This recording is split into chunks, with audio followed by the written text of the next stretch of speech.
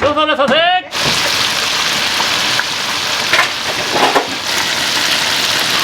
手打ちそばめっちゃ美味しかったです天ぷらもサクサクでめっちゃ美味しかったです。ど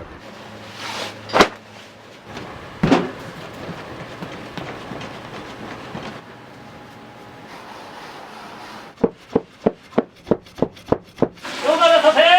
はい、冷やしエビ天そばに日替わりとランチ出ます。あ、暑い日にすごいいいですね。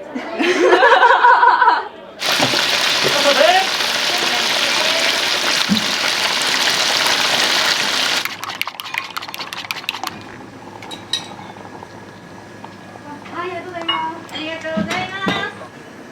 はい、行きましょう。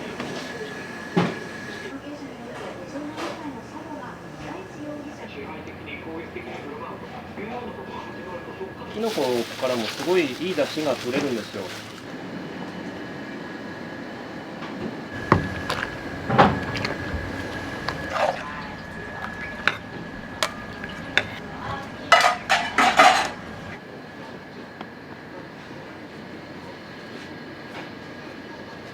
ありがとうございます。ありがとうございます。大変じゃないですか経営者って。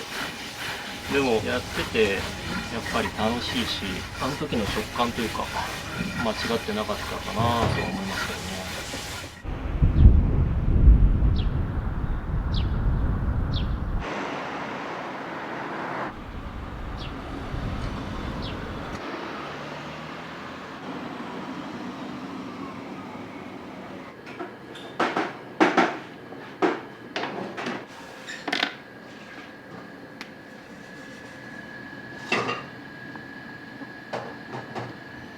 朝これを打ち合わせして、はい、今日の日替わりをどうするかっていうのをまずこんなメニューどうかっていう試しのメニューを出したりとか、グランドメニューにないメニューとかもいろいろ出したりしてるんですけど、ここにあってピンク切れた。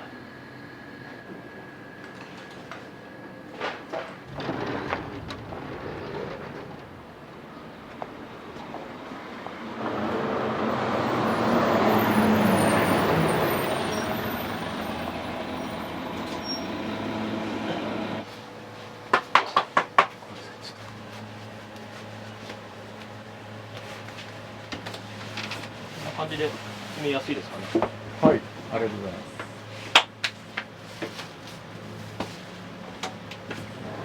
力入れますんで。はい。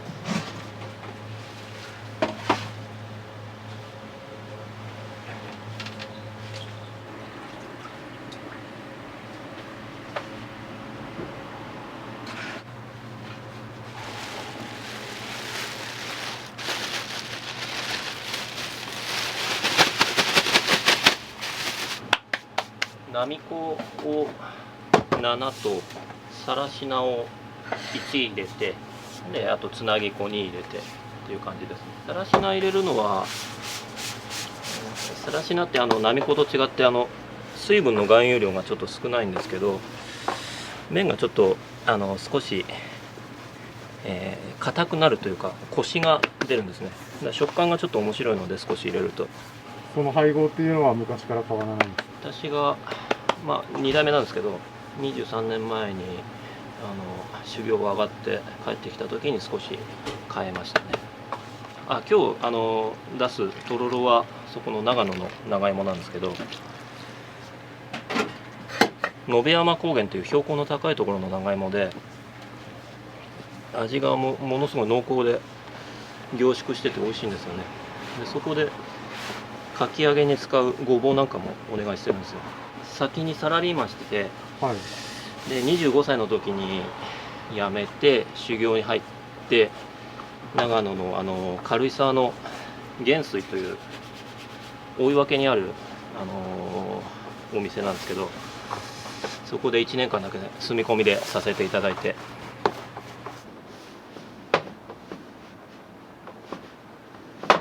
金沢の11屋っていう店で場所で店創業したんですけど、その11屋の10だけを英語に変えて天一屋にしたんですよ。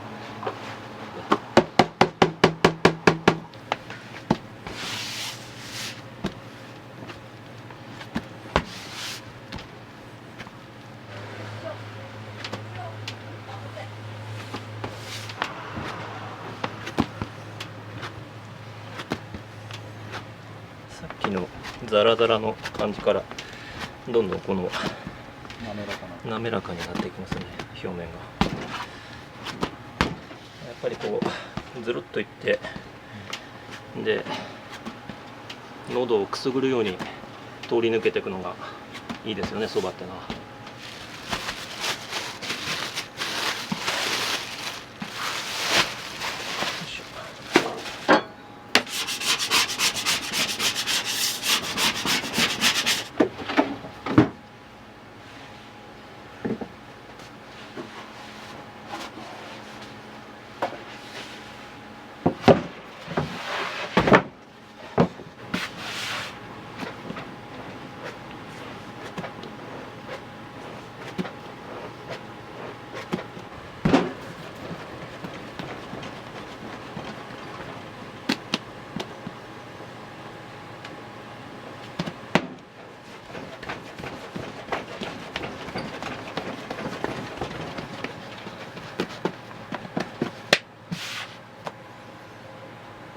大丈夫ですか？粉かぶりますけど大丈夫ですか？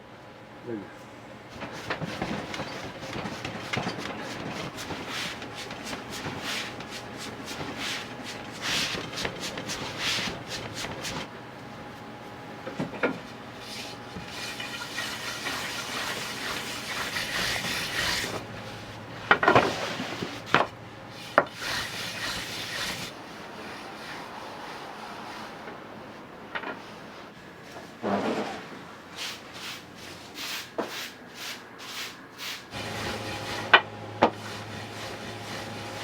大変じゃないですか経営者って。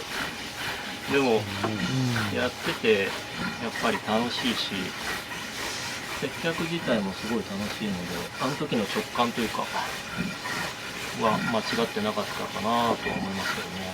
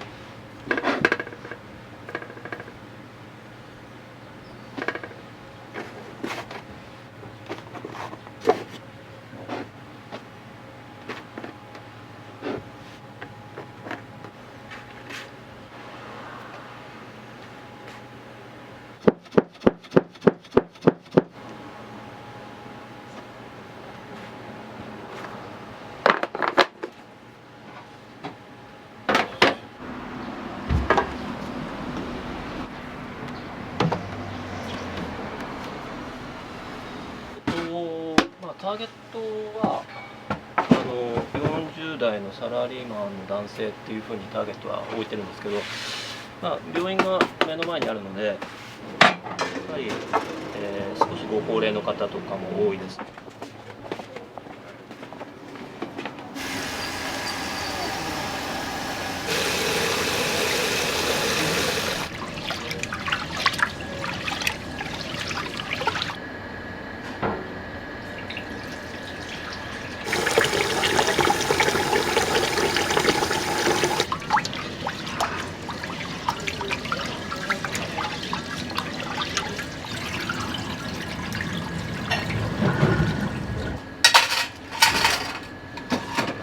見たことないですね。すごいでしょ。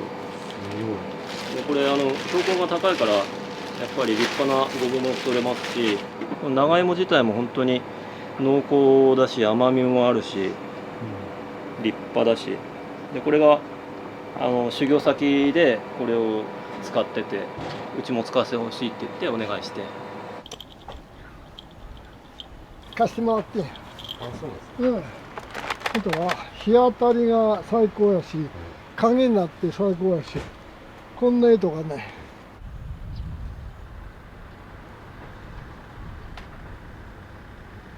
商売始めたのは昭和36年で、ここへ移ってきたのは45年、4年か5年やさけ。今は息子がやっとっさけ、今だ時代が違うさけ、あの子のよっぽど商売上手。すごい立派ですね。茹でてね、それでお醤油とかつけて、できゅうりのきゅうちゃんみたいに仕上げる。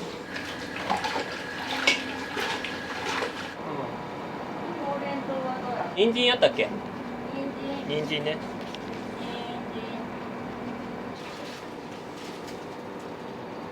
今はもう使ってないですか？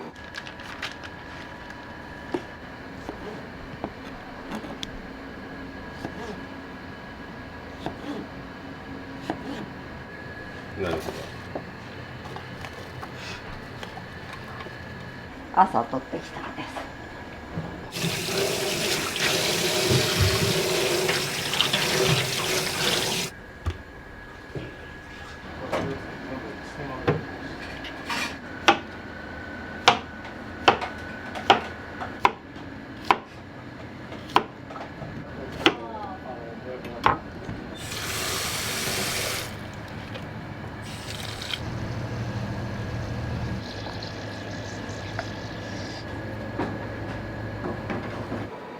ここはミンマやさかいね。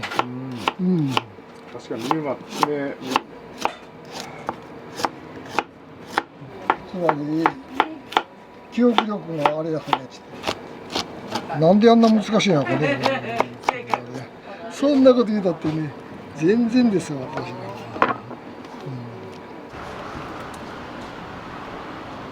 おはようございます。あ、すみません。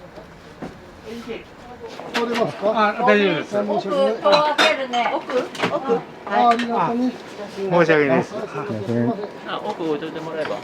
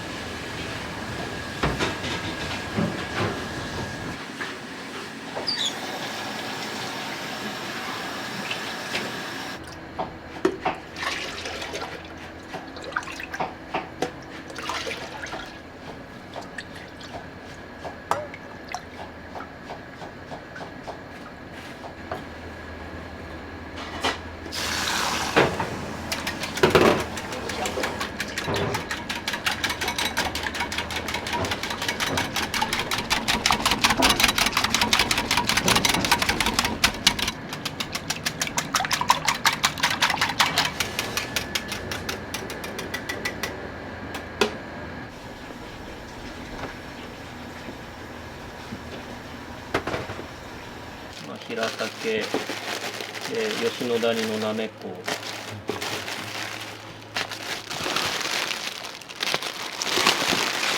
平竹、これはやっぱり北斗さんの平竹使ってるんですが、香りをフルーティーなんですよ。すっごいフルーティーな香りがする。いい味が出ますし、やっぱりキノコからもすごいいい出汁が取れるんですよ。石抜き取ってほぐすだけ。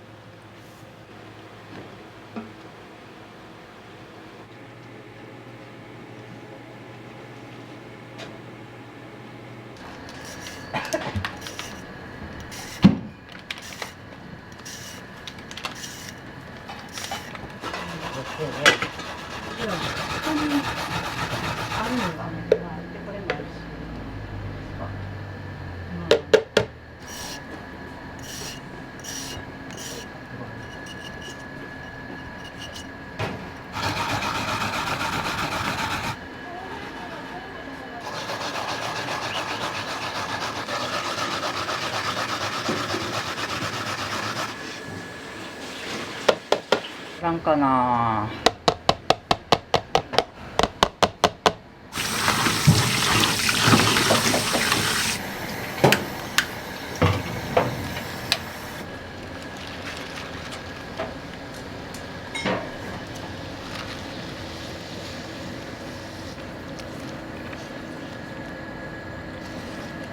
よし。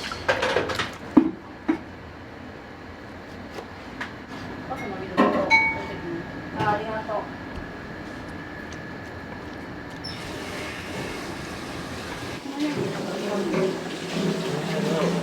ああ、あれで使ってたんじゃないかな。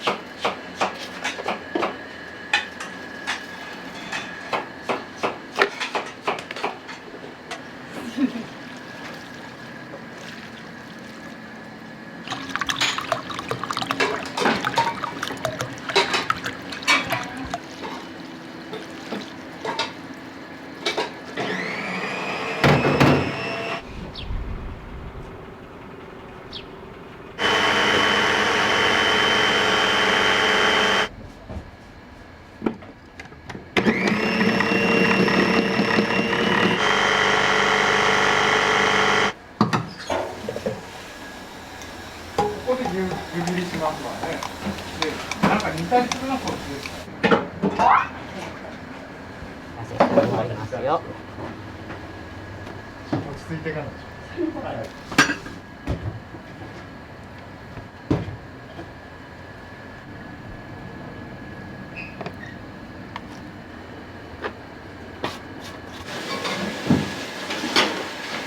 だからうどん茹でます。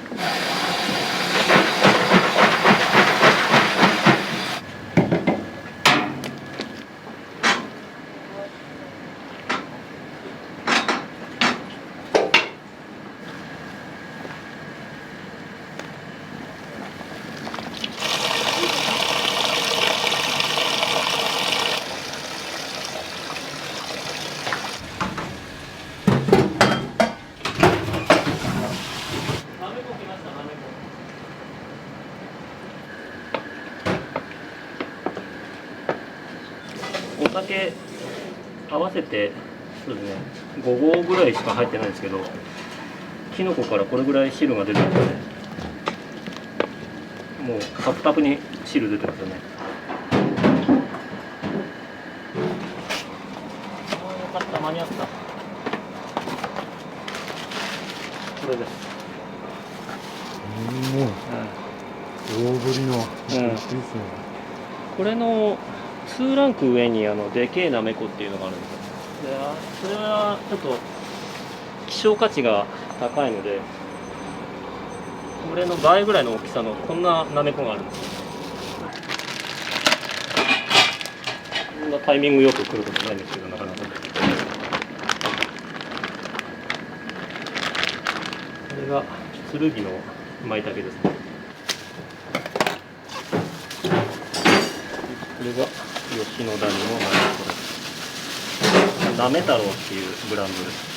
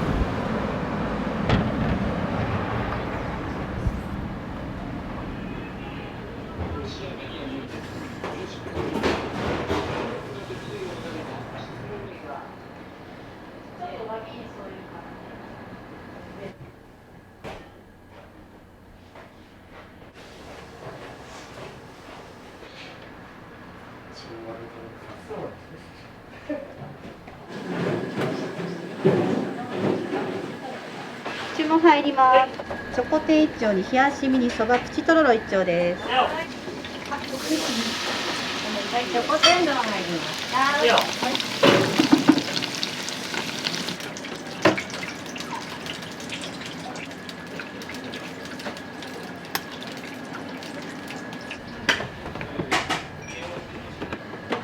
見ておしました。出します。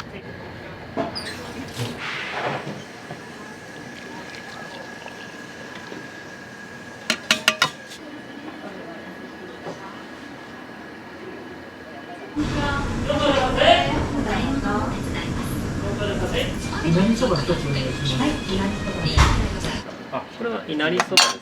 はい。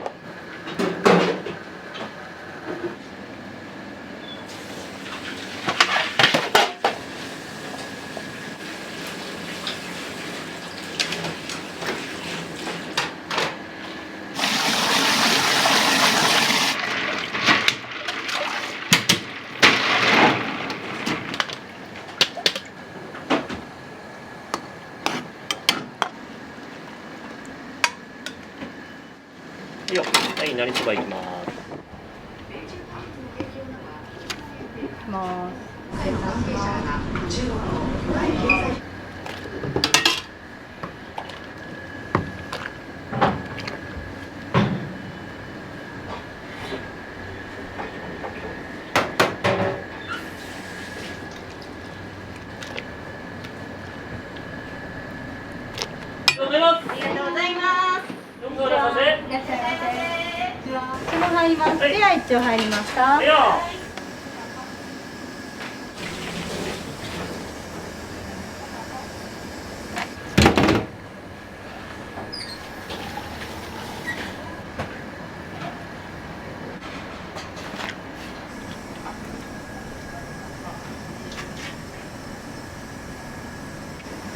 はい、ペアいきます。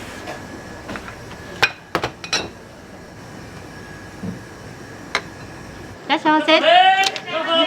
どうぞ。ヤシロそばペアお出ししますね。いらっしゃいませ。どうぞいらっしゃいませ。お待たせいたしました。前失礼いたします。ヤシロそばのペアになりますね。冷たいのがちょうどいいし、あとそば湯で薄めていただいてます。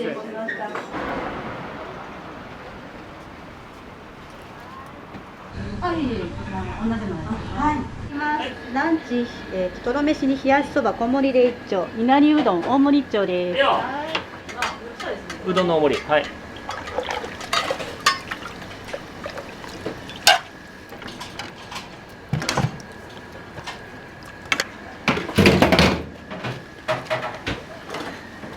い、ランチまもなくいくよ。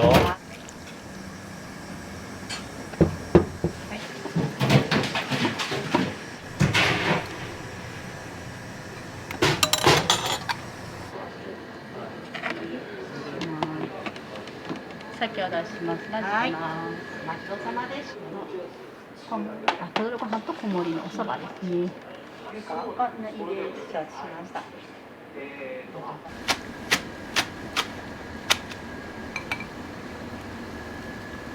はい、いなりうどん大いきます。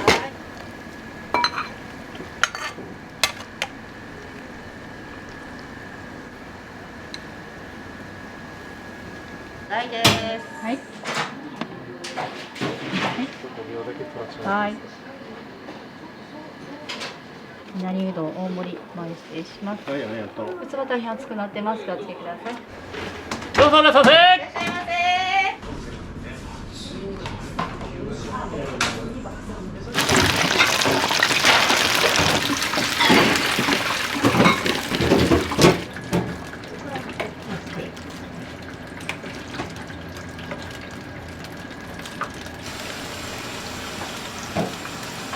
はい、チョコテン2丁上がります。入れてもらって OK です。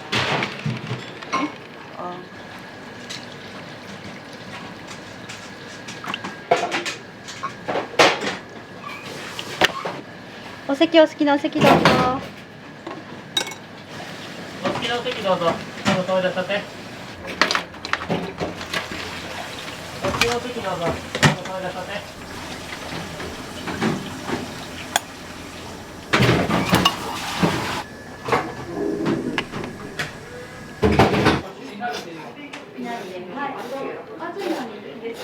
いただいたんで、次回お使いください。次回お使いください。ありがとう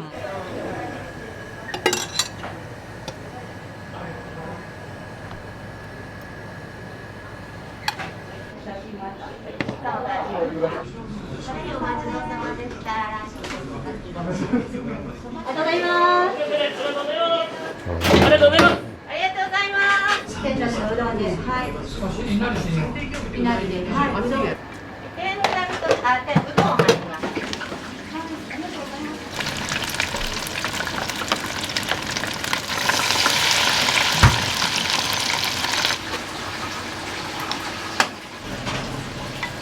いなりうどん出るよ。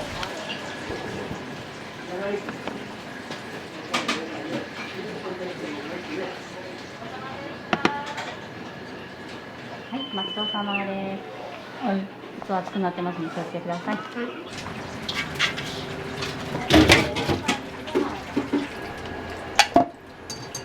ちょっと見てますね。いらっしゃいませ。ごち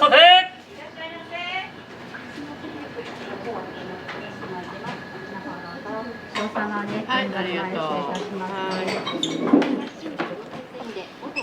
お出しこちらでお願いしますね。大変お待たせしました。ありがとう。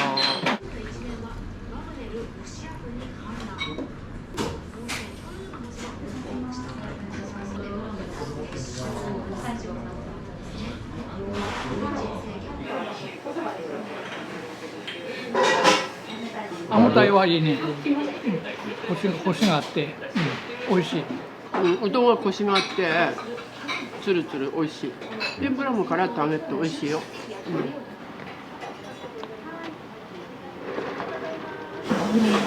たしました。冷やしかけるそば一丁です。はい。はい、冷やしかき揚げ入ります。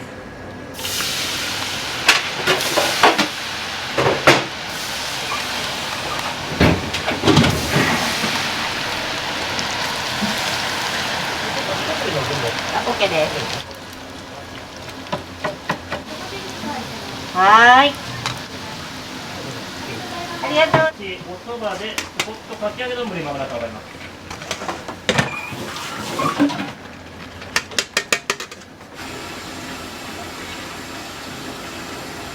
はい、チョコかき丼。かき揚げお願いします。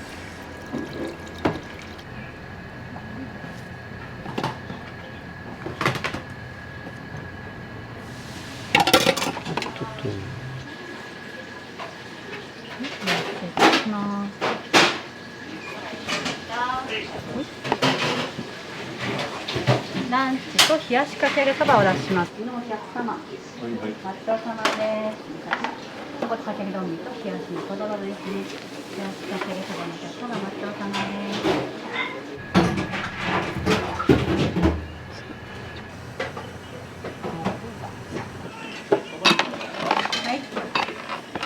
はい、6番さんお出しました。こちら普通盛りの方のお客様。はい、冷たい普通盛りですね。はい、失礼します。はい、高いおそば出しますね。失礼します。器の方おかずなしにします。甘くもなく辛くもなくちょうどいいです。平日ランチのチョコット天丼とチョコット天丼と日替わり麺は小盛りではい、小盛りであります。ランチが3つですね。どれもチョコ天です。あったかいおそば小盛りが1丁、冷やしのうどんが小盛りで1丁。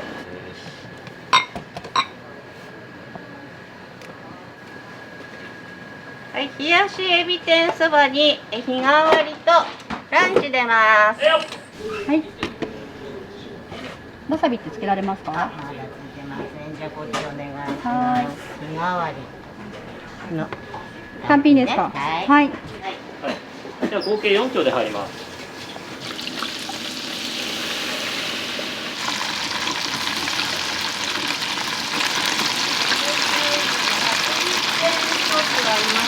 鳥天、はいよ。はいよ。誰に？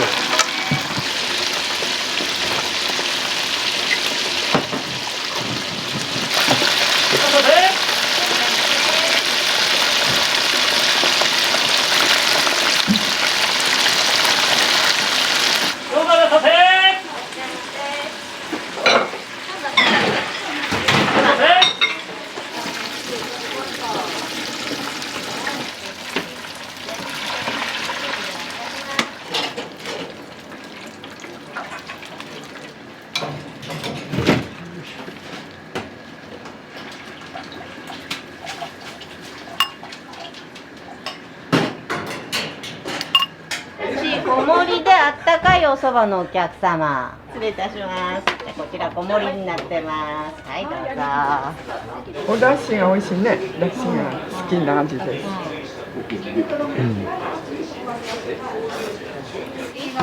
お蕎麦はこっちじゃないですか。これはどうですか。小盛りだね。はい。はい。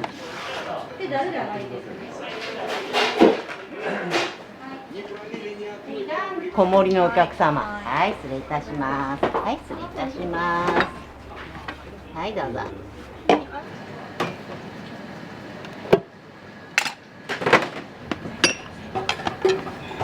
はい、商品出ます。大変お待たせしました。すみません。どうですかね、この冷たいお蕎麦っていうのは。暑い日にすごいいいですね。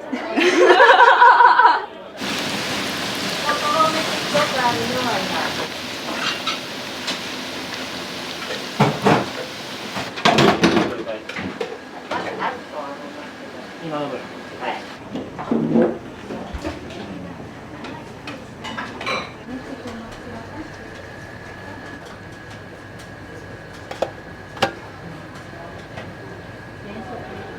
お出ししますよ。冷たいお蕎麦ですね。今振り分けたらお待ち。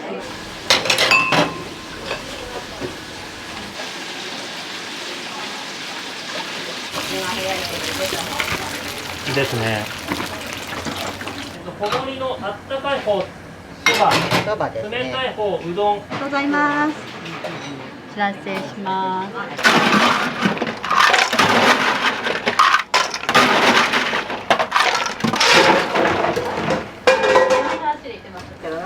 はい、あったかいお蕎麦小盛り。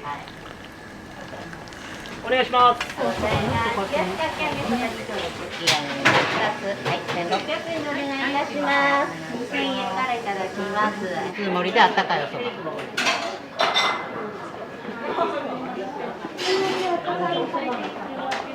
そこがき丼ですね。はい、すみません、お待たせしました。こちらで待ちかなんですかね。はい、冷やしのお味噌がですね。ごちそうさまです。こちらね、気をつけてください。かきだた。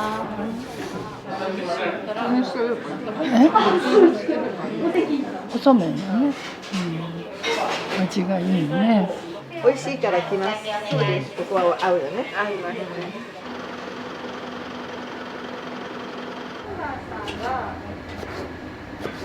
じゃあ、あったかい方がランチですね。はい。そばじゃなくて冷やしそばだよね、ランチ。はい、分かったよ。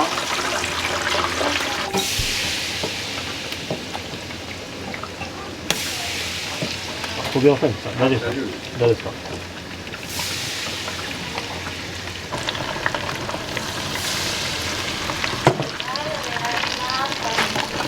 はい、ごめんなさい、お待たせしました。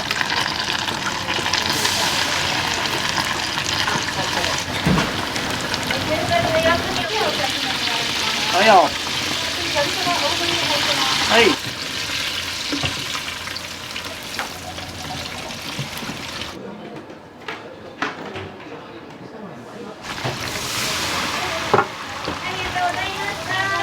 ありがとうございます。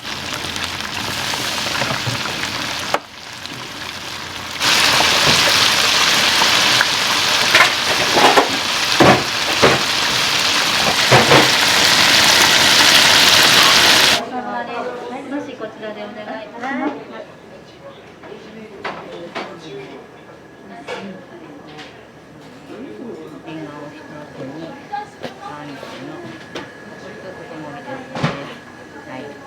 客様大変お待たせいたしました。前失礼いたします。ヘンドルそばごちそうさまです。これね、タレがうまいもんでね、うまいですよ。お蕎麦どうですか？美味しい。取ります。失礼いたします。すいません、大変お待たせいたしました。ヘンドルそばお待ちしております。そうですか。はい、申し訳ないです。何でも申し訳ないです。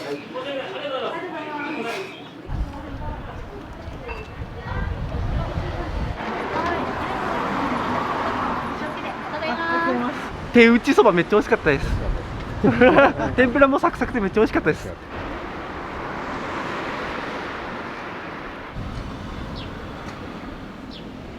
下味に薄口醤油とお酒で、味しませてからごま油で、仕上げてあります。そうですね、チキンかきたまうどんとか、それから冷やしかき揚げとかエビ天きのことか、あの辺りは本当に数年で人気です。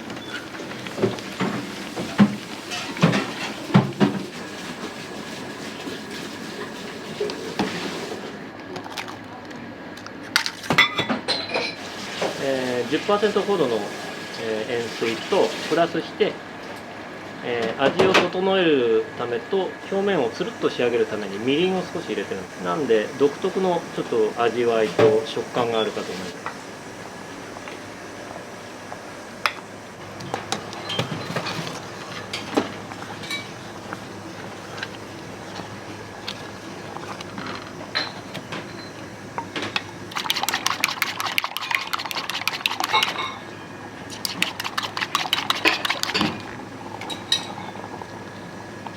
はい、ありがとうございます。ありがとうございます。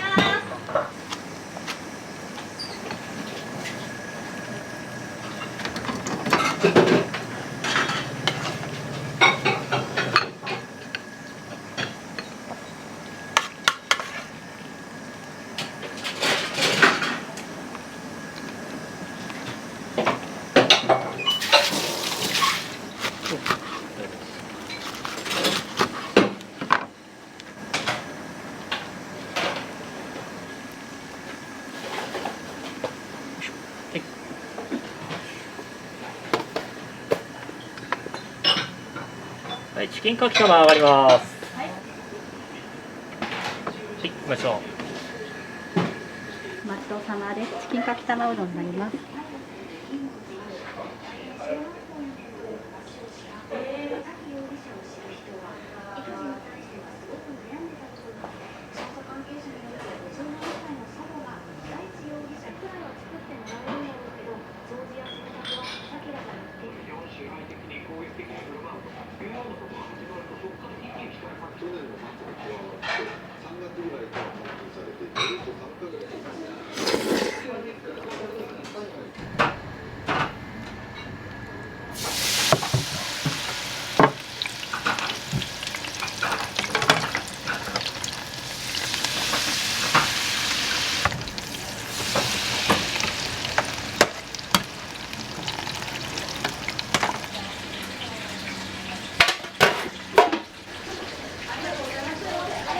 ありがとうございます。お疲れ。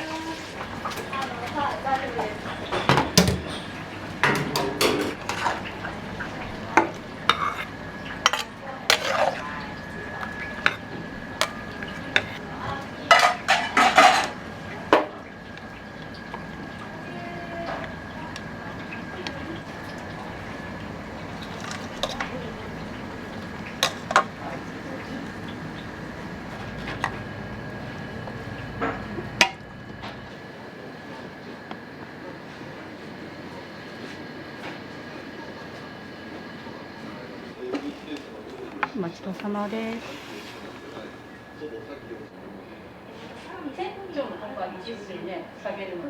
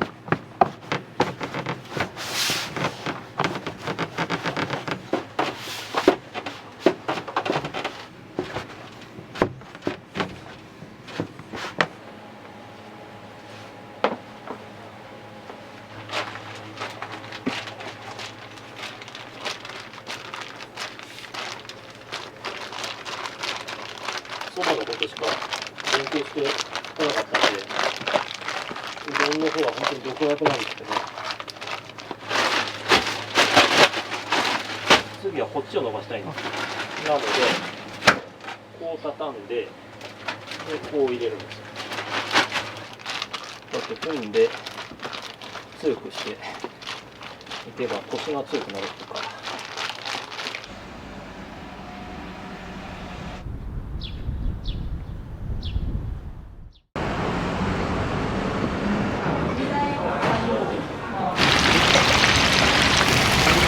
で学生にはもうありがたい値段でうどんが食べれるみたいです。部活終わりとかにます。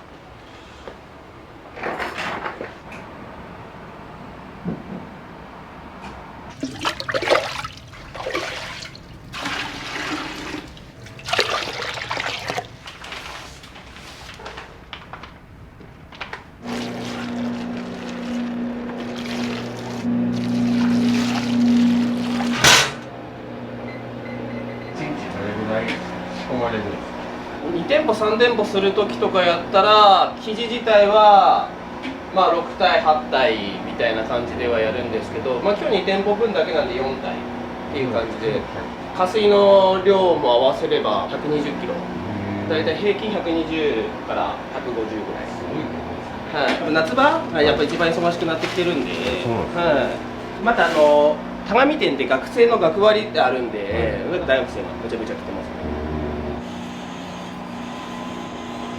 もう基本もううどんとだしとかは全部オリジナルで全部やってるので、出来たてのうどんとか食べていただけると本当もうツルツルもちもちで、作れるところはもう自分たちでっていう形でやってます。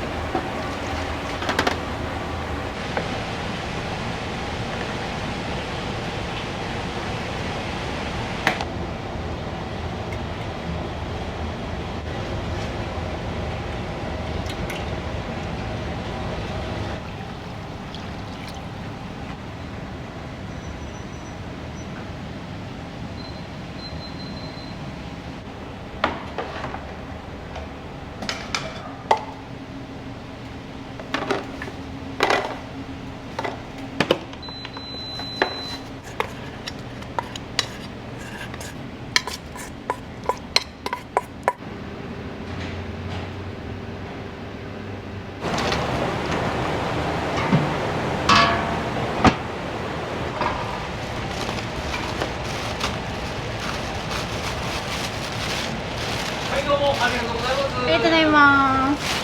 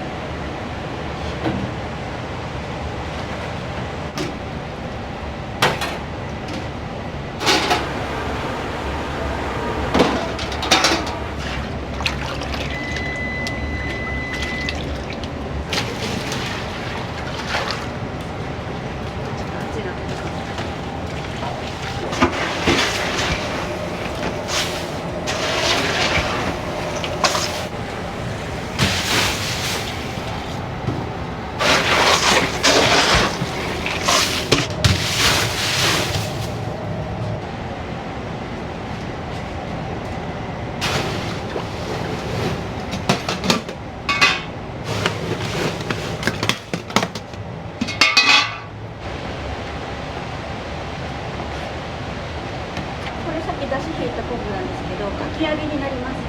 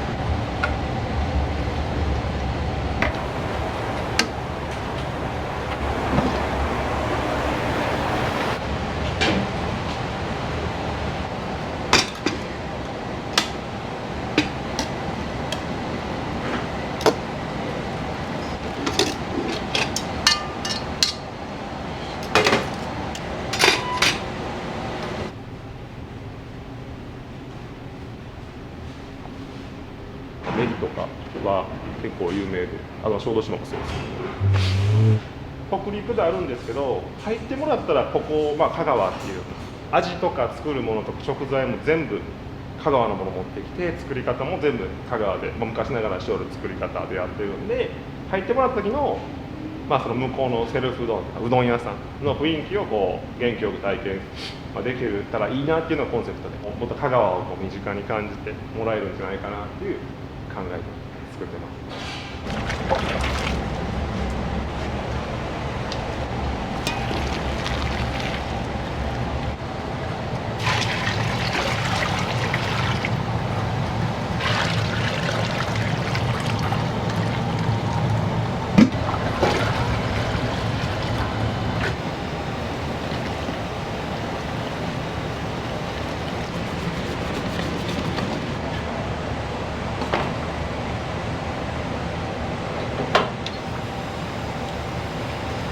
そうです。青さが入っってるのはちくわよです。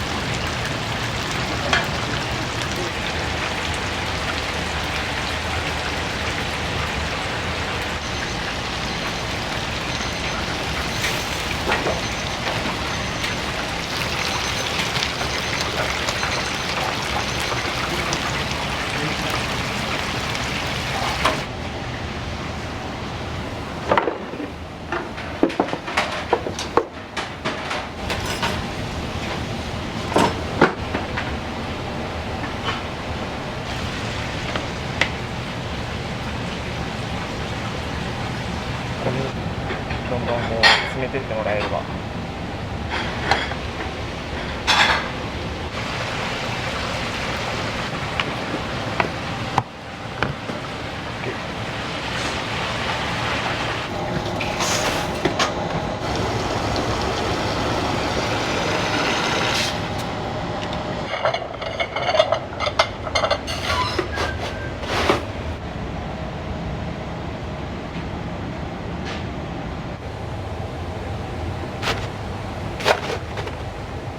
これ豆乳担々っていううどんがあるんですけど、それです。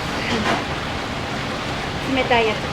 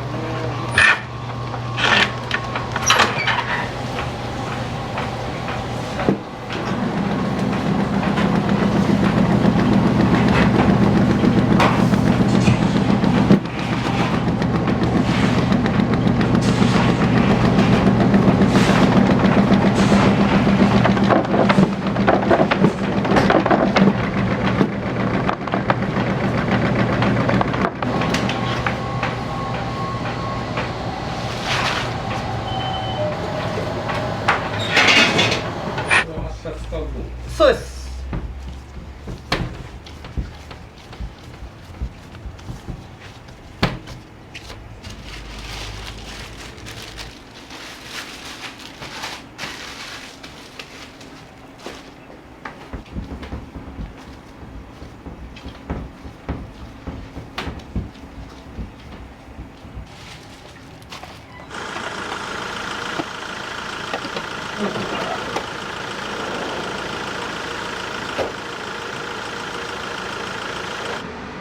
11時ぐらいから忙しくなるので、それで向こうに帰れたらなと思います。みんなの顔見に行くみたいな感じですけどね。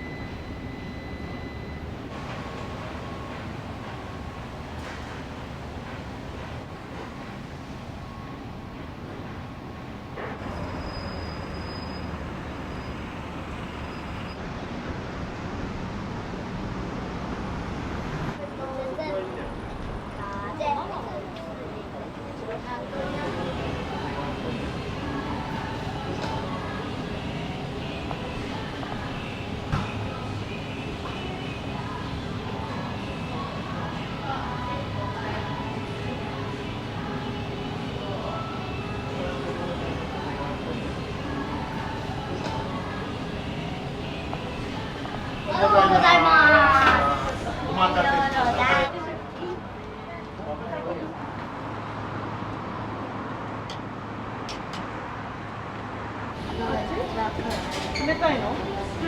そう、お子様のかけ。お子様ぶっかけのちょっとで冷たい。冷たいのでありがとうございます。煮込んだましょう。冷や入ります。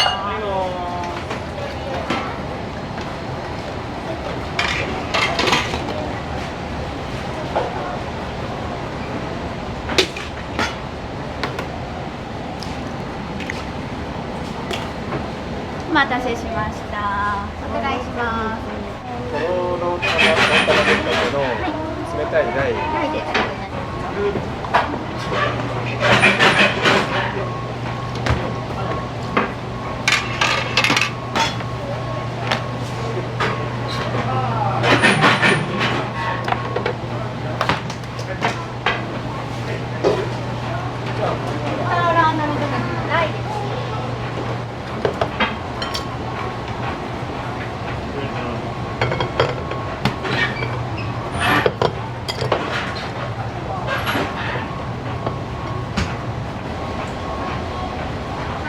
でお酒おうどんですね。こちら大で、中ですね。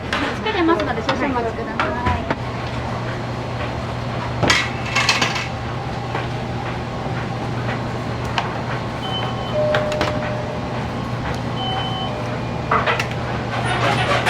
じゃあとろろの中と大根のですね。入れてどうぞ。お待たせしました。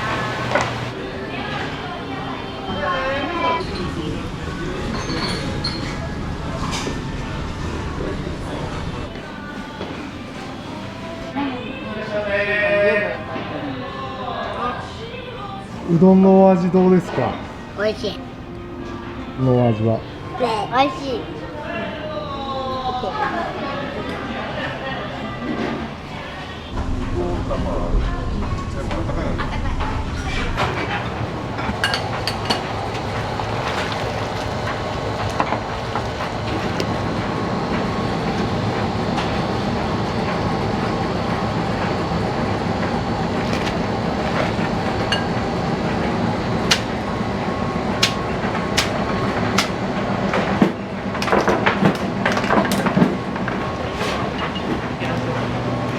煮込んだのぶっかけ中熱いです。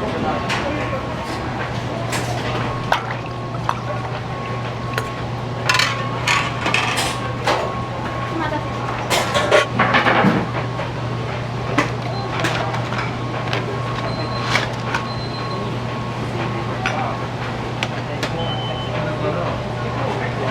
待たせしました。肉とろろ中冷や入ります。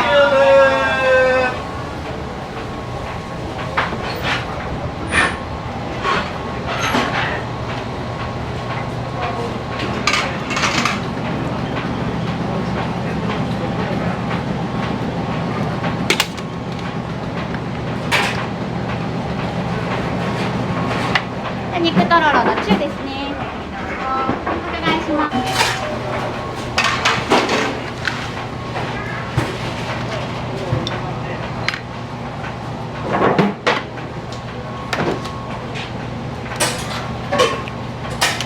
肉味噌の小ですね。お願いします。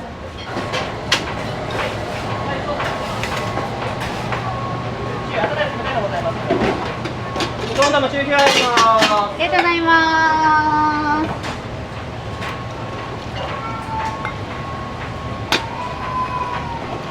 で、かけの台ですね。お待ちです。お待ちください。で、お待たせしました。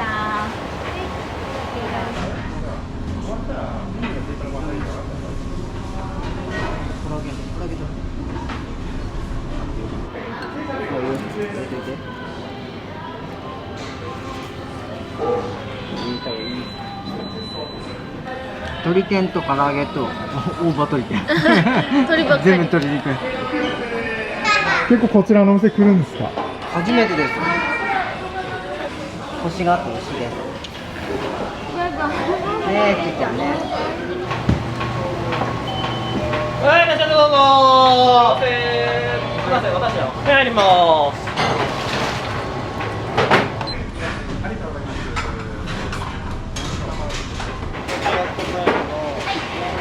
特大でありがとうございます。ぶっかけ特大アップ入ります。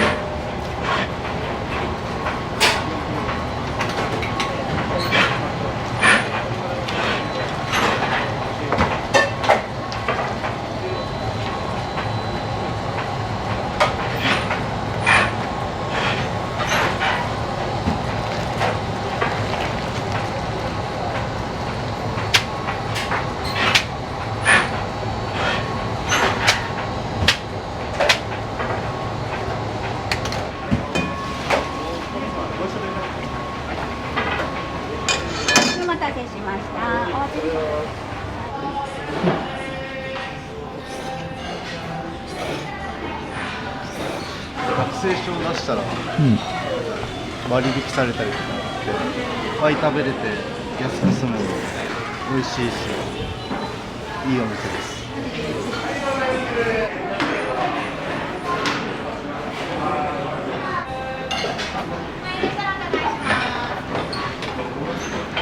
お茶もお伺いします。三つ子玉ぶっかけの特。冷たいのと温かいの。冷たいの。伺います。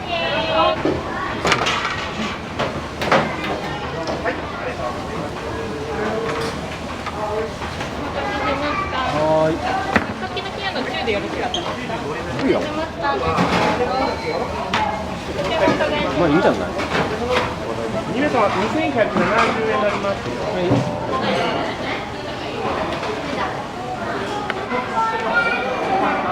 こんなのもある。あれすごいちっちゃそう。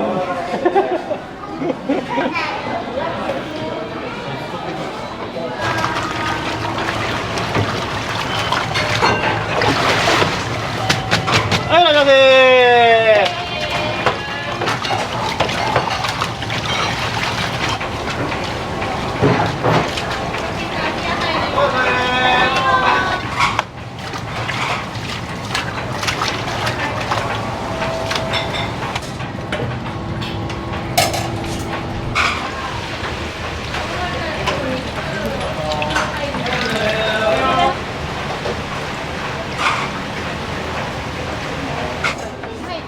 購入中入ります。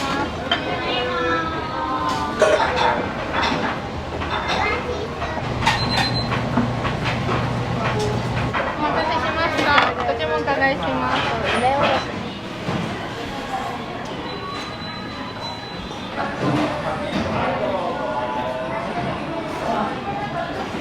なんか部活終わりとかに。どうですか、お味は。美味しいです。美味しいです。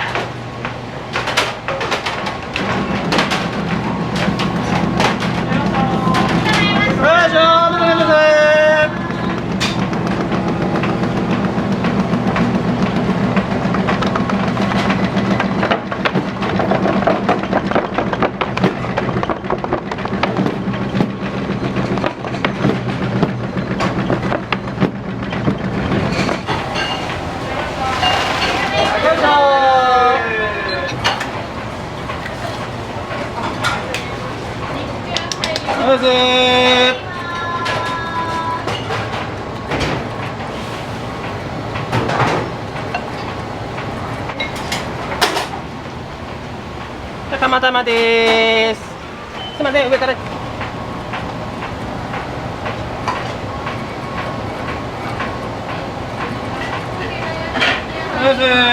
釜揚げ出るよー。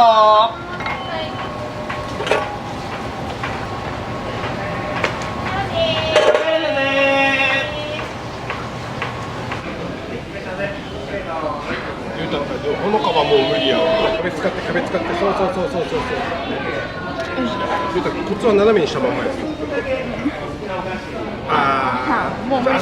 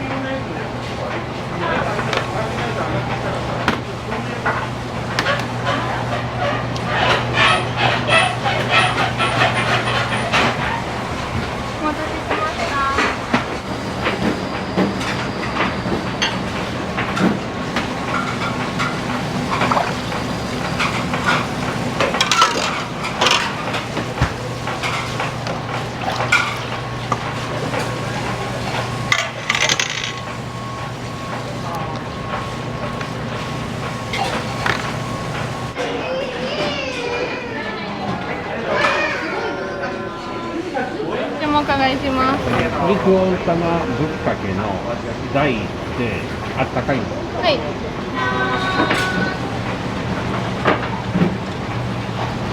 はい。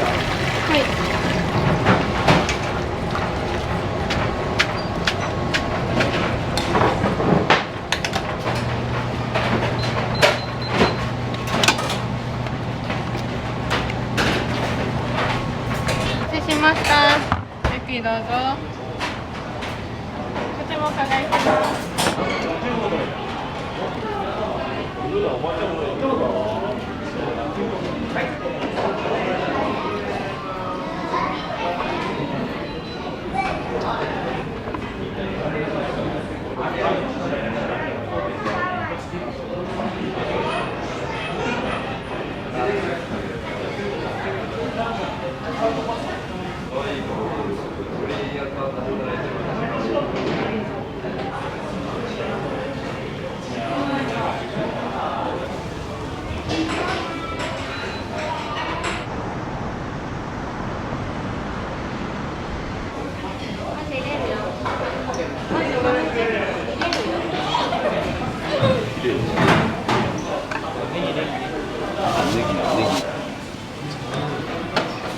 美味しそう。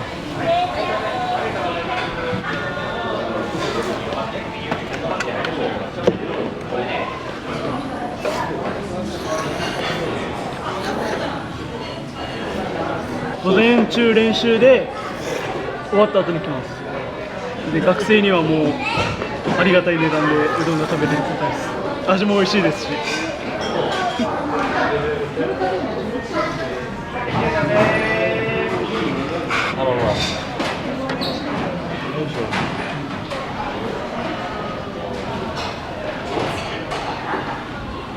そう、1ヶ月に1回ぐらいです。いつも同じ肉ぶっかけめっちゃ美味しいです。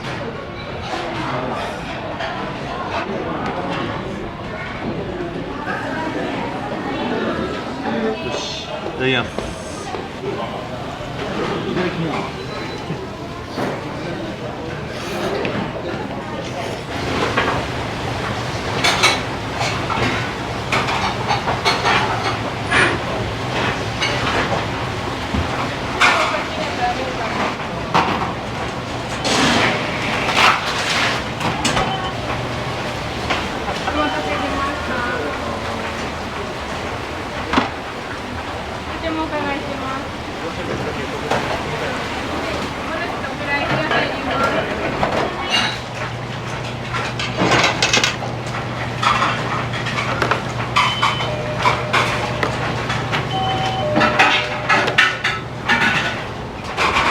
お待たせしました。お待たせしました。温玉大です。こちらもお伺いします。とろろ温玉ぶっかけの大ありがたい。とろろ大でいきます。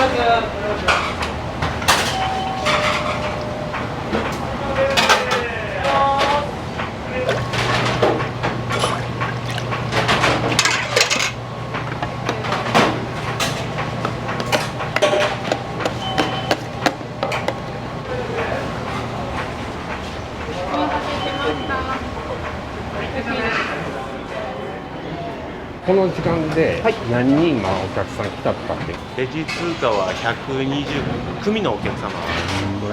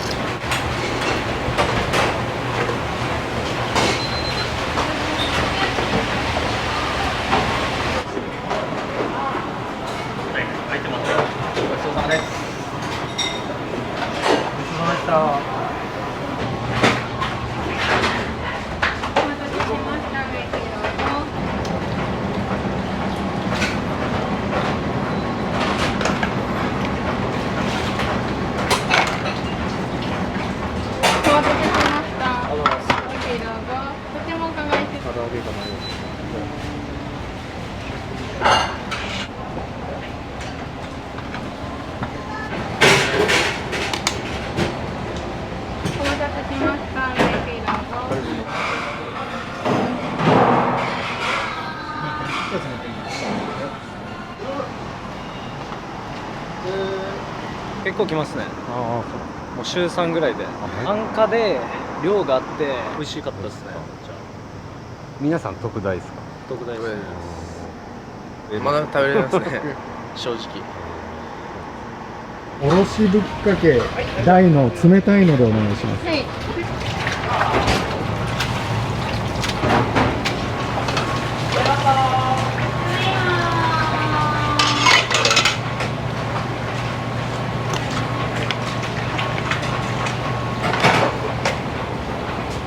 お待たせしました。ごゆっくりどうぞ。ありがとうございました。ご注文お伺いします。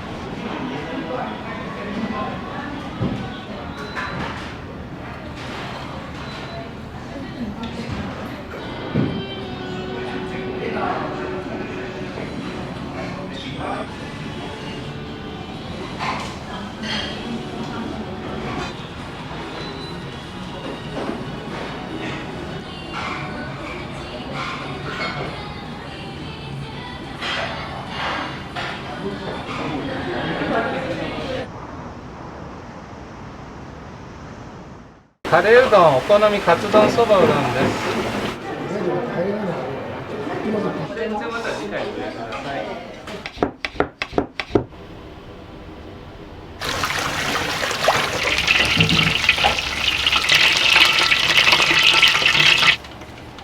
はい、どうぞ。はい、すみません。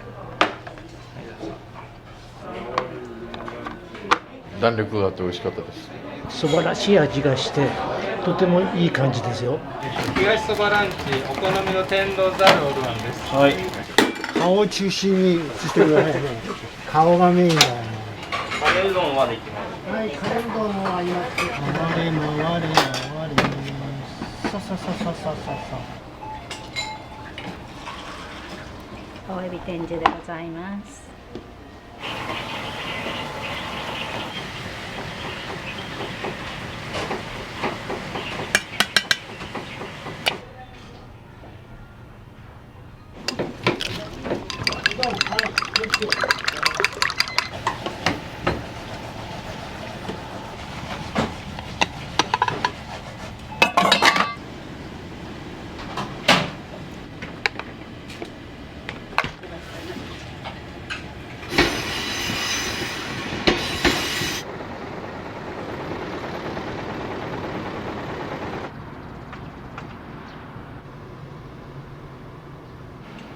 おはようございます。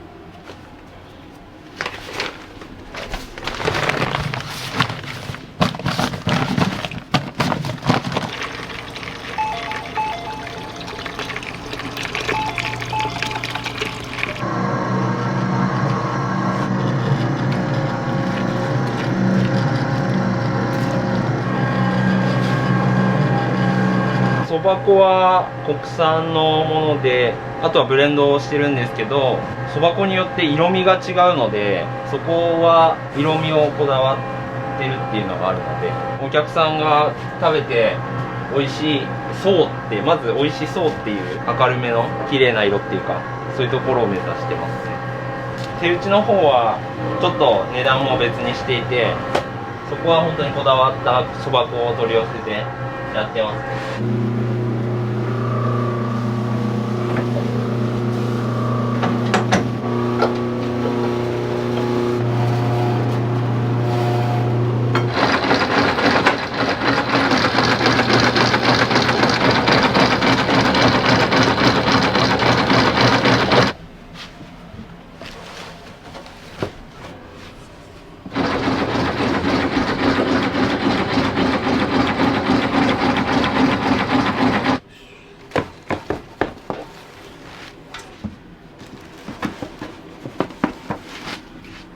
暑いとそば出ますね。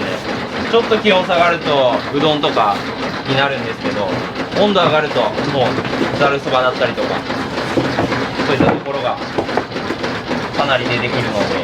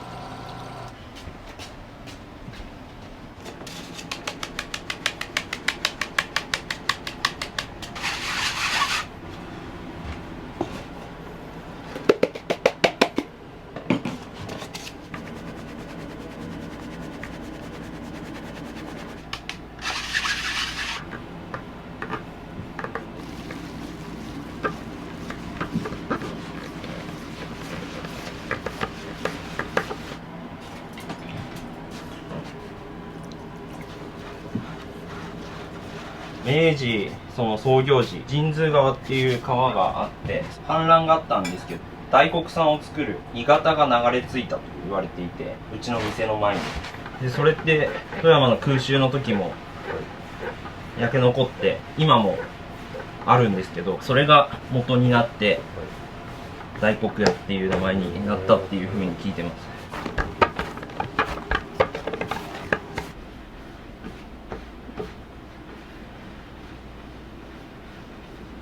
もう結構高いですね。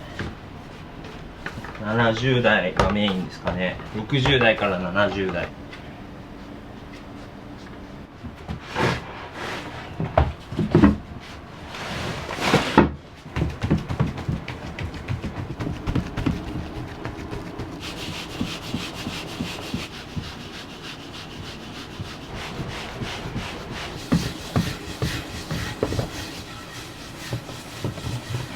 東京で5年そばの修行させてもらって、そこで手打ちは全て教えていただきました。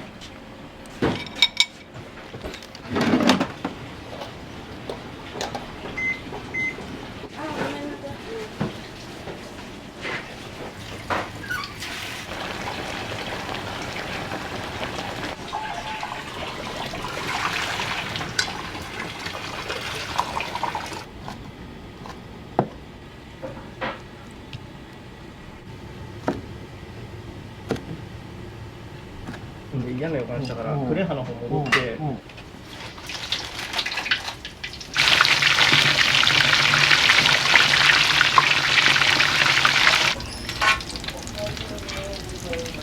はようございます。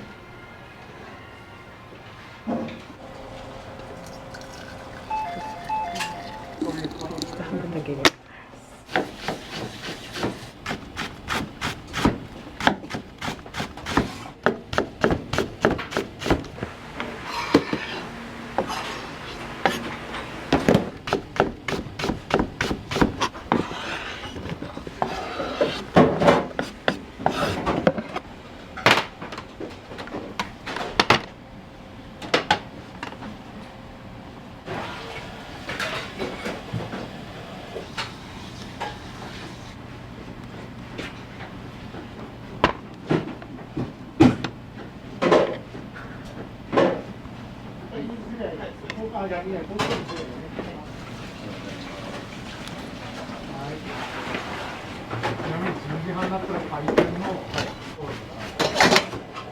飯スイッチ入って。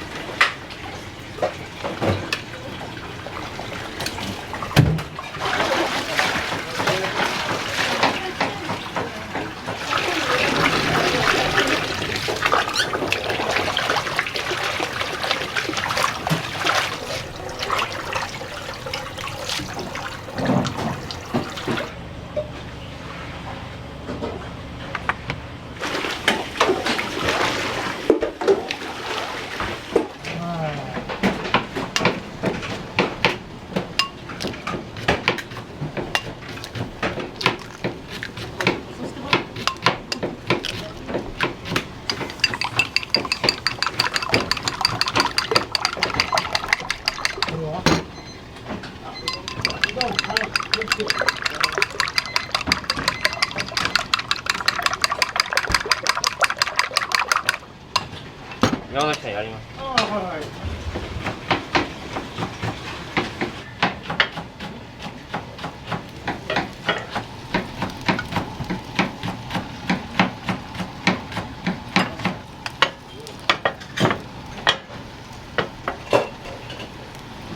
こちらに置いておきます。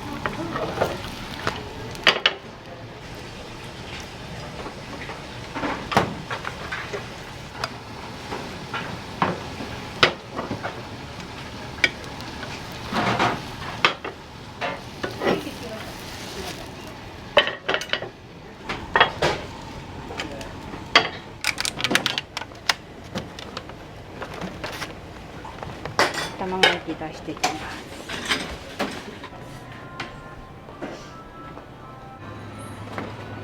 今の時間ランチタイムなのでお好みが100円お安いです。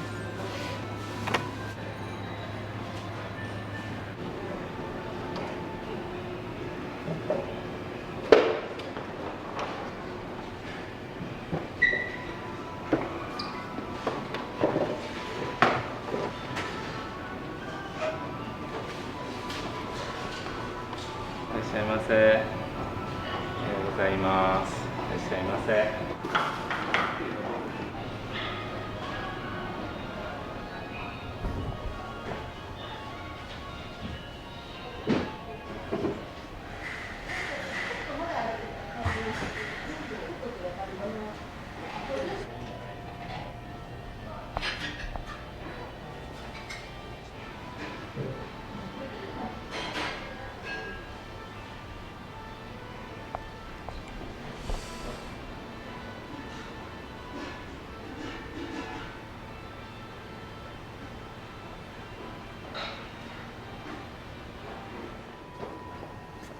お願いします。ざるラーメン柔らかめでワンです。お願いします。冷やし純菜のそうめん大でワンです。それとおにぎり昆布小さいの作ってください。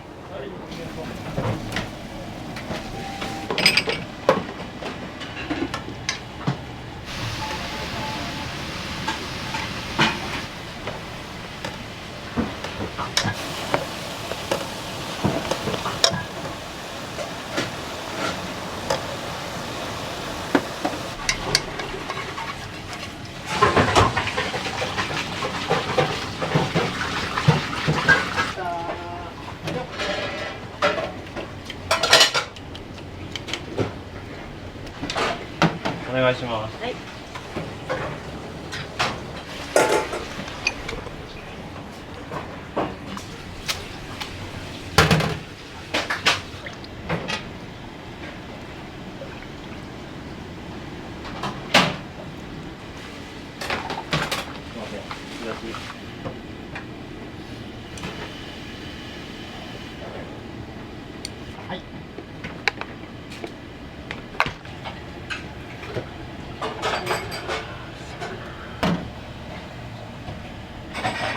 くり白いとっくりもらっていい？はい。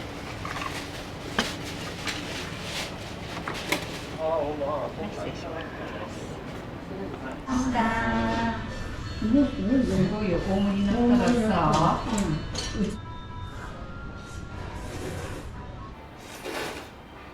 すごい美味しいですよ。うどんかな。あとそうめん。よく来られますか？はい。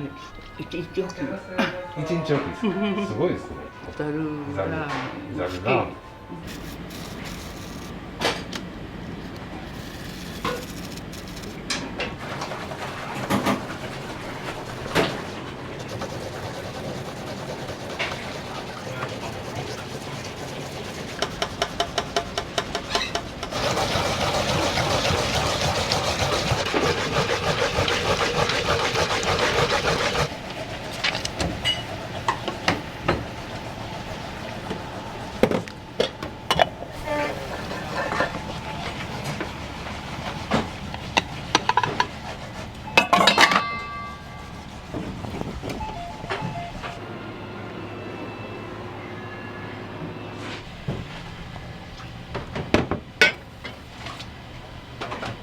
はい、お願いします。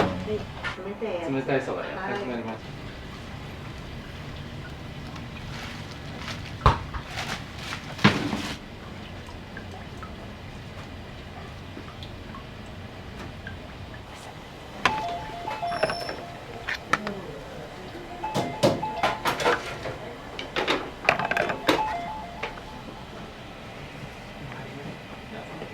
今お伺いいたします。少々お待ちください。はい。はい、すみません。すみませんね。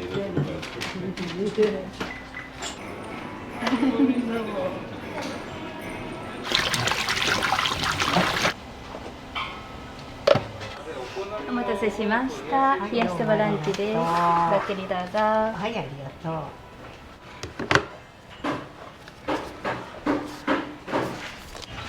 お願いします。ウーバーでお好みの親子冷やしうどん1、おにぎり昆布2です。かけそばオールワンです。顔を中心にしてくださいね。顔がメインだよね。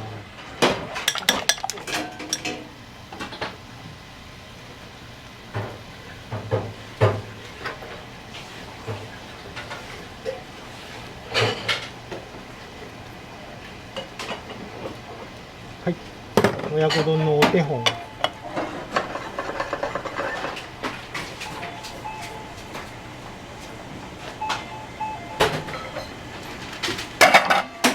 丼上がりました。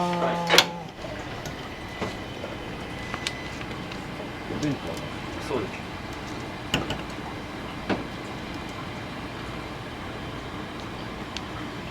そばいいですか。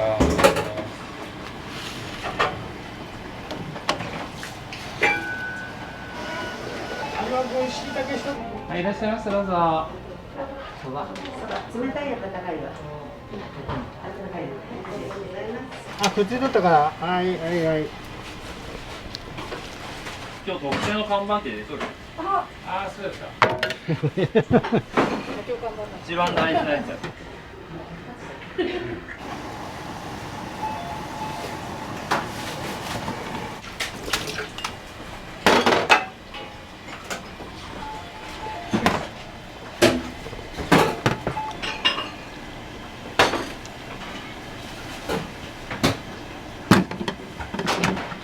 はい、入麺どうぞ。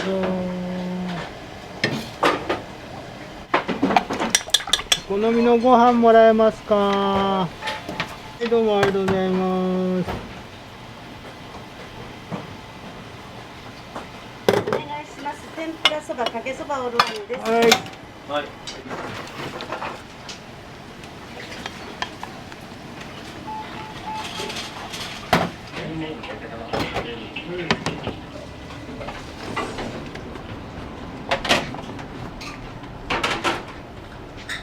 お待たせいたしました。お好みセットの親子です。おそばです。こちらが。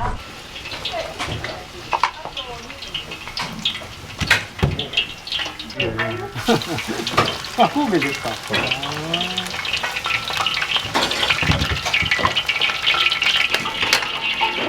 お天気になりました。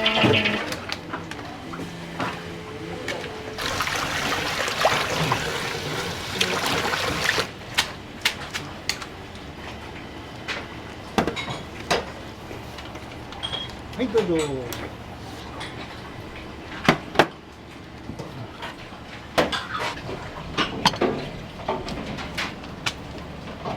待たせしました。天ぷらそばです。はい、ゆっくりどうぞ。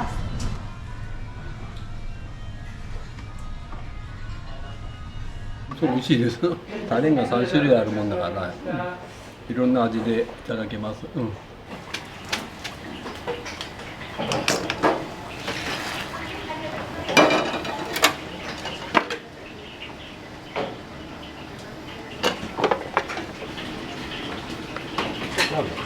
そうです。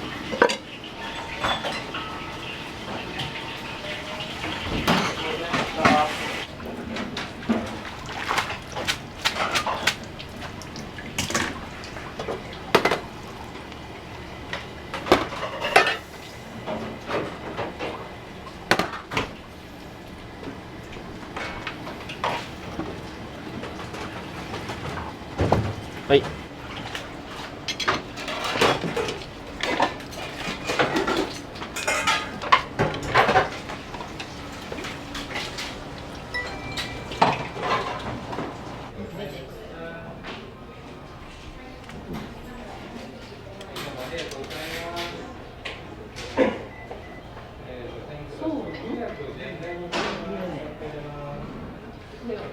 あ、こっち。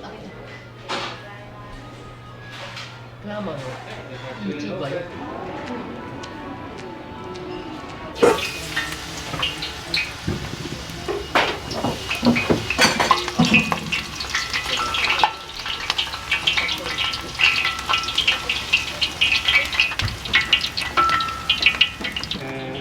冷やしそばランチ、お好みの天童ざるおるあんです。はい。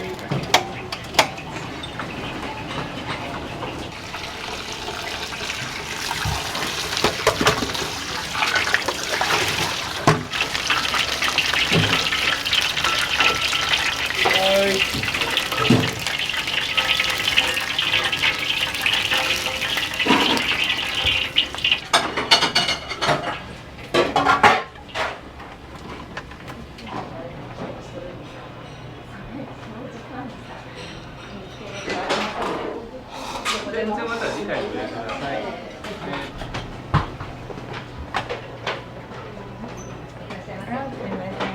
ました。そばとおにぎりでございます。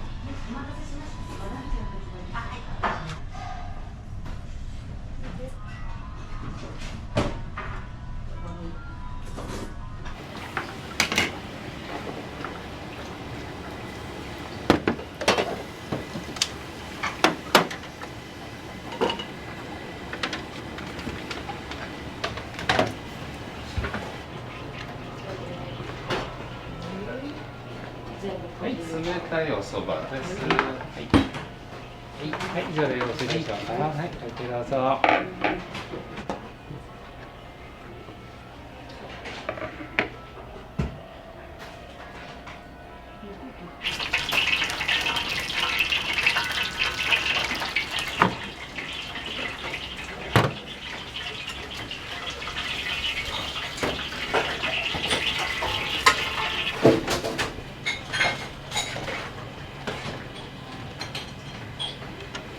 例の4号ですね。繰り返す。どこですか。A の4号です。はい。A の4号です。はい。これもです。これ嘘です。違うんです。はい、こちら天丼ざるそばでございます。はい。あら、スイカついてるよ。お待たせしました。冷たいおそばのランチです。はい、ごゆっくりどうぞ。はい。開けて。おお、美味しそう。反対だったかな。まあいいや。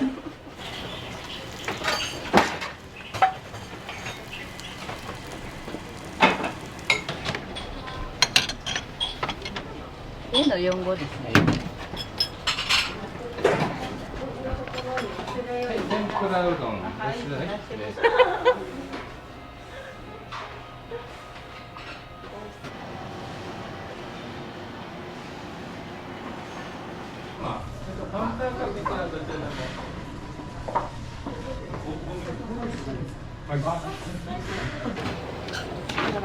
他に漬物。ごめんなさい。は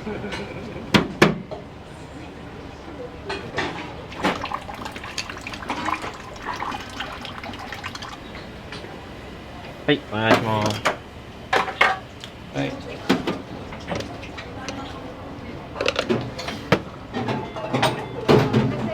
はい、どうもありがとうございます。はい、お待たせしました。そばランチはどちらでしょうか。冷たいの。メインの駅のところになんか何も商業施設何もないんですよ。思いのお客様、はい、すみません。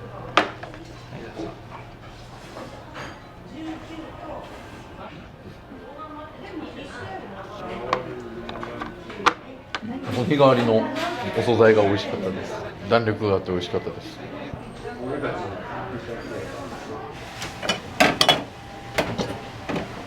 なんかあと2個。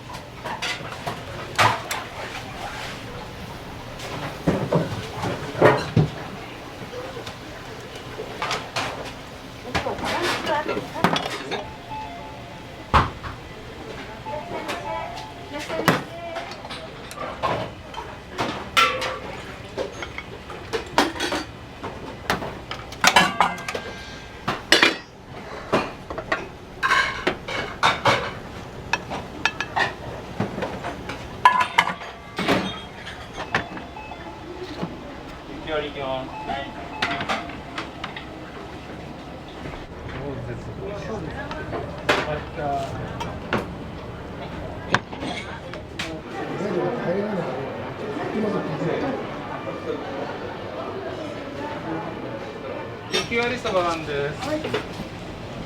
塩の人変えられましたね。塩変えられたの。でこれだけ持っていきます。あそこ吹いたね。ざるそばです。お待たせいたしました。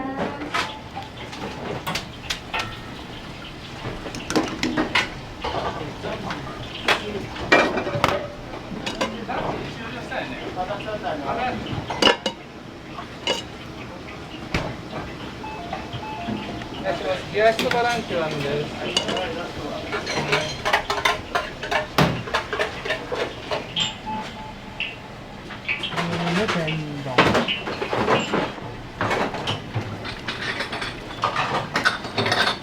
山菜そばお願いします。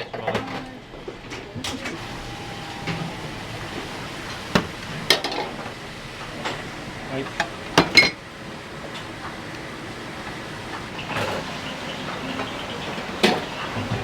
すみません、ありがとうございます。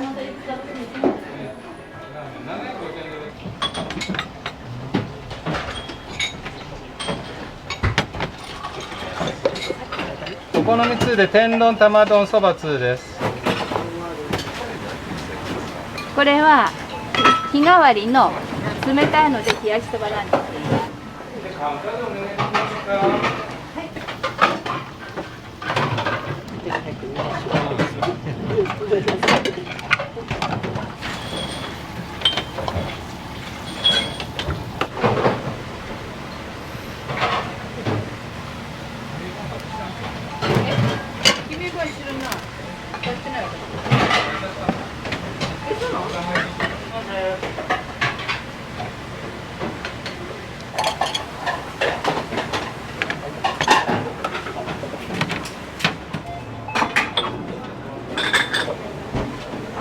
そうなんですか。一応テーブル空いてますね。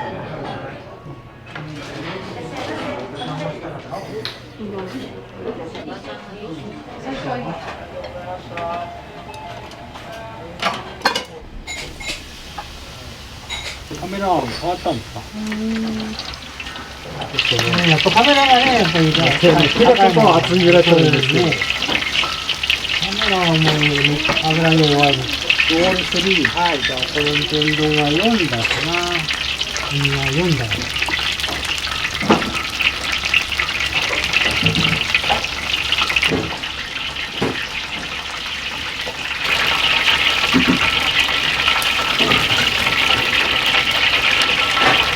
ありがとうございます。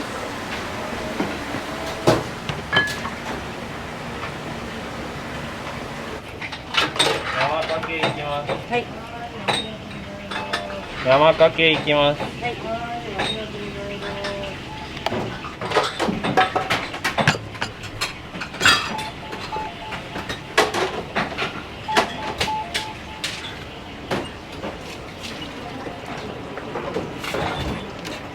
願いします。カレーうどん、お好みカツ丼そばうどんです。特選大。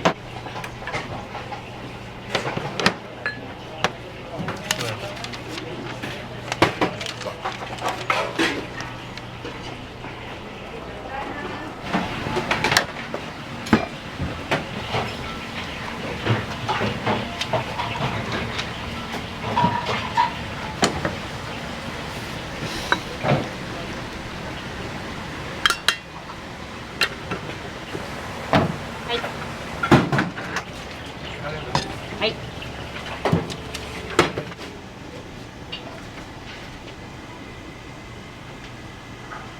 はい、天丼。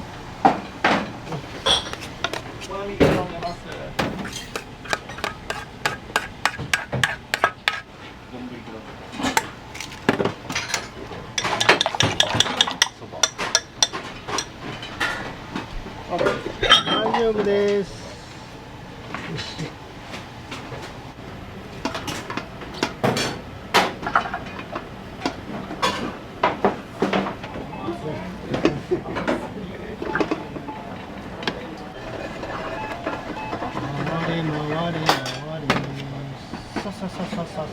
はい、もう出ていいです。ざるも一枚、ミニざるだけで大丈夫です。出てます。すいません。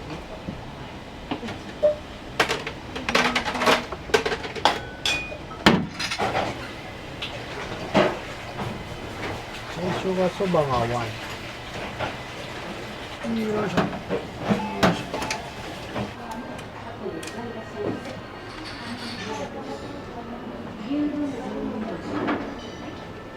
お好みのそば3から、その後がカレーうどんとお好みのそばで、離れてラーメンがお一人様。カ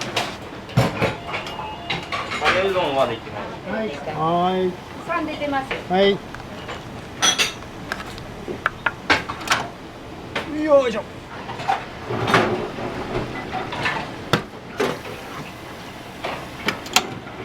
青さん、そば3つ出していいがん。いいですよ、もう出てます。いらっしゃいませ。ありがとうございます。ちょっとご案内します。少々お待ちください。かしこまりました。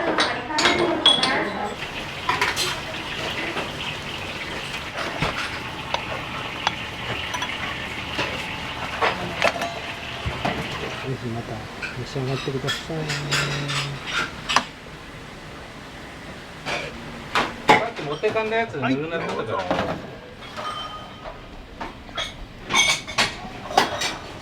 はい。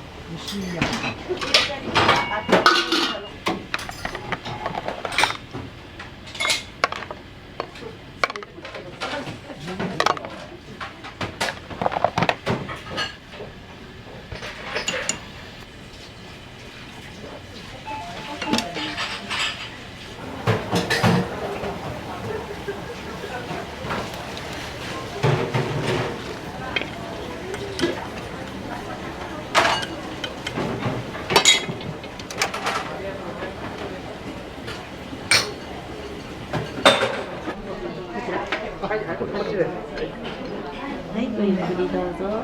皆さんお水お持ちします。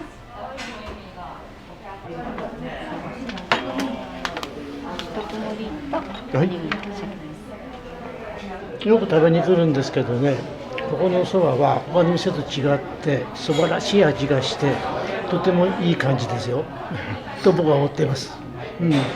よく来るんですよ。大体牛肉そばって食べてるんだけど、今日は納豆そばにしました。こちらで、ランチしに来ます。美味しいです、本当に。コシがあるし、なんていうかシンプルなお蕎麦の味なのでとても食べやすいです。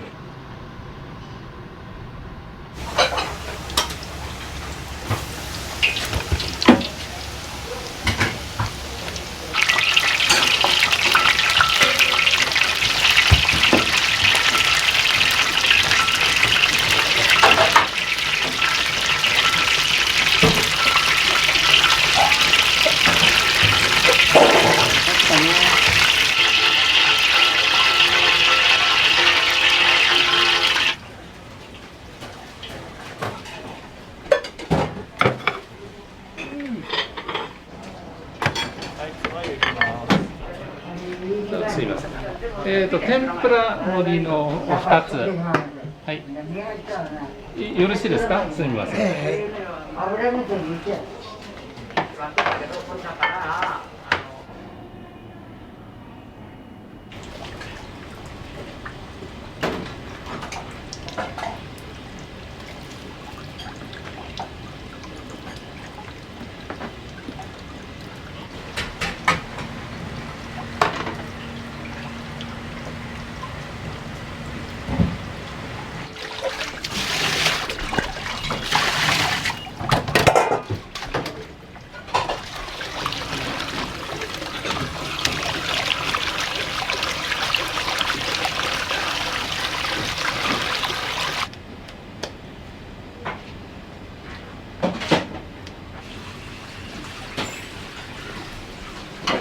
はい。これ台の方で。これ台の方で。お待たせしました。特選盛り台でございます。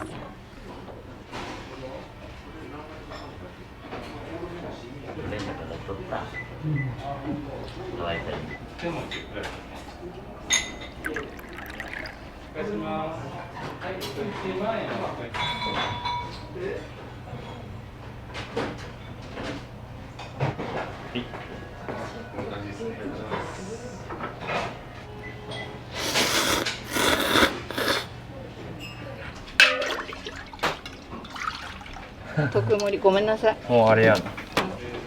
お願いします。お好みセットまで天丼そば。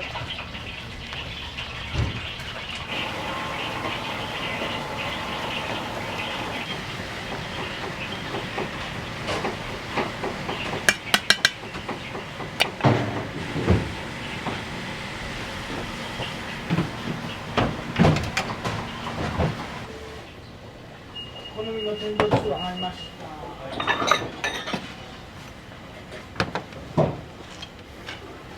別にお待たせいたしました。カレー丼でございます。お待たせ。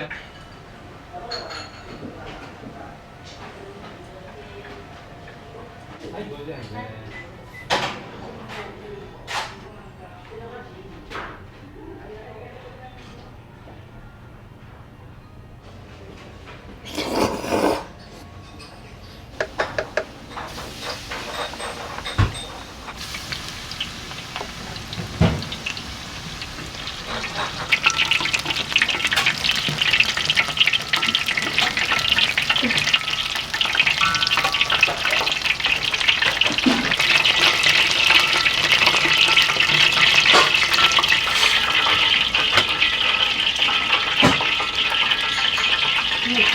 はい、大丈夫です。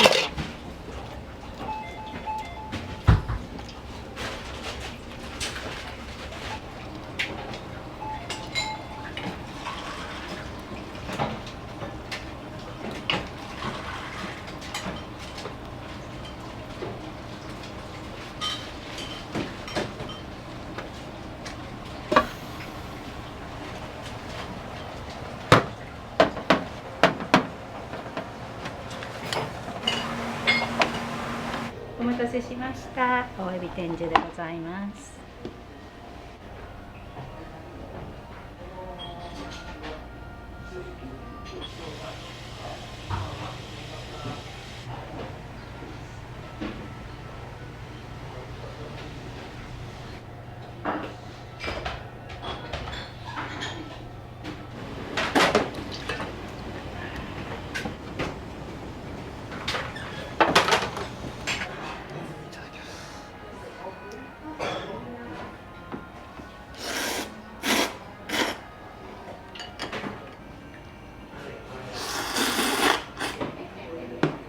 やっぱり代を重ねるっていうのは非常に大切なことだし、やっぱり難しいことなんですよ。でも将来こうやってを継ぐにあたって、そういう覚悟を、修行という形で、東京で5年間修行してきて、で一昨年戻ってきまして、でまだまだ未熟ですけれども、やはり東京で得た知識を生かしながら大黒屋の130年の歴史にプラスになることを加えててほしいなという期待は持ってます。これだけ続くっていうのは非常に難しい時代になってます。商売やり始めるのは簡単なことですけども、続けるのっていうのはいかに難しいかっていうことをやっぱり多分皆さんお分かりいただけるかなと思います。それを5代目に託しながら代を継いでってほしいなというふうに思っております。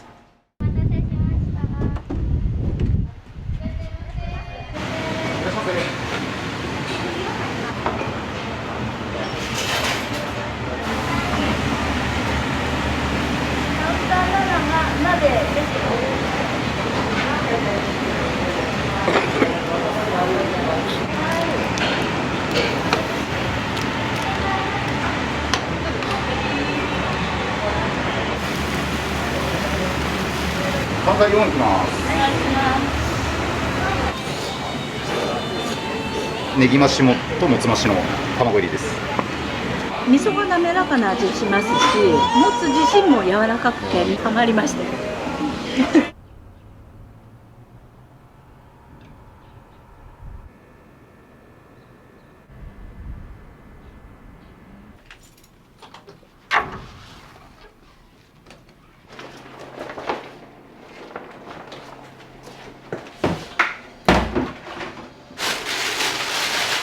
すごい大量のやつですね。これでもまだ今日は少ないぐらいなんですけど、まず一回これを選別して洗ってっていう作業からですね。すみません。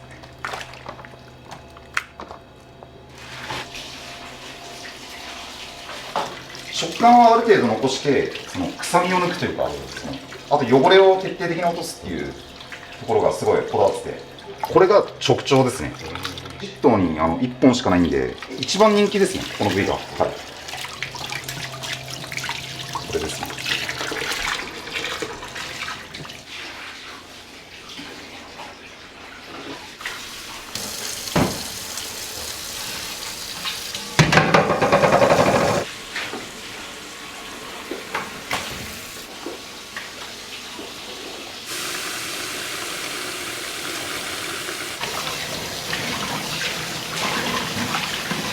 効率化できないけど、この手間暇かけなきゃ出せない味があるんだったら、もう多分ずっとこれやり続けてると思いますね、一生。僕頭悪くてこうやってこういう性格なんで、ビジネスには向かない性格ではあると思うんですよね。でもそれでいいと思ってるんですよ。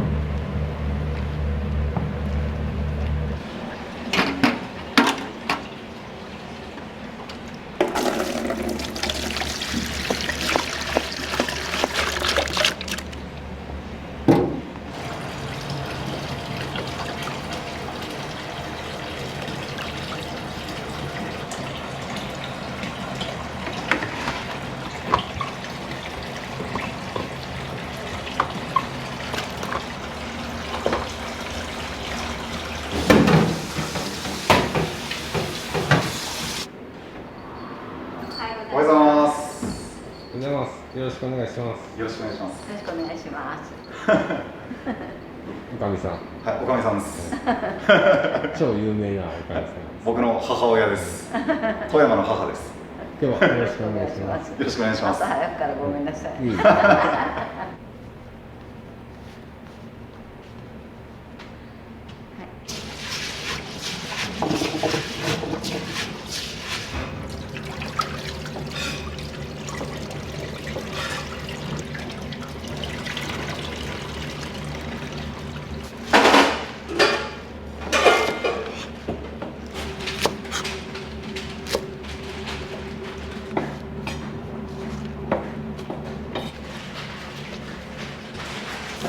新しく切って入れるのがね。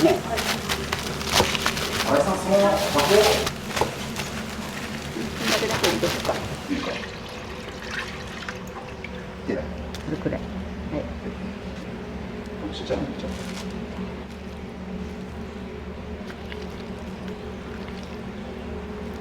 こんなもん？そんなもんから。うん。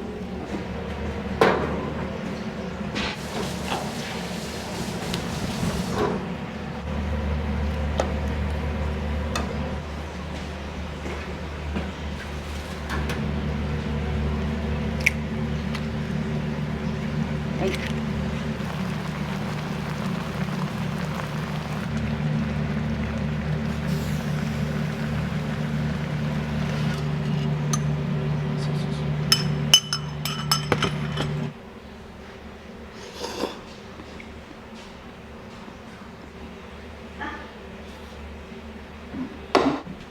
出てるかな。はい、今ご飯持ってくるね。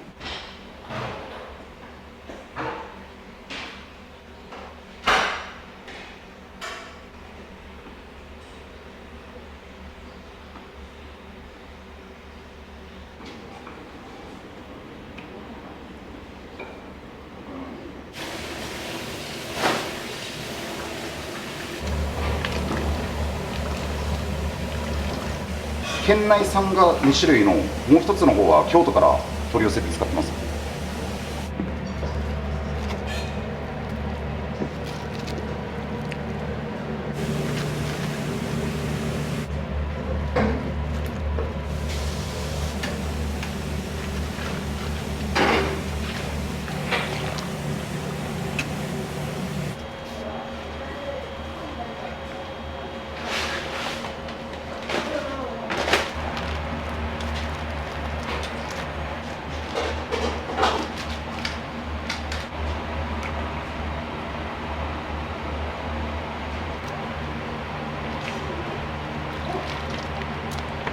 多いで何人前ぐらい500ちょっとぐらい今のところは出てますね。はい、いやおかげさまで嬉しい悲鳴ですよ。はい、本当に感謝しかないです。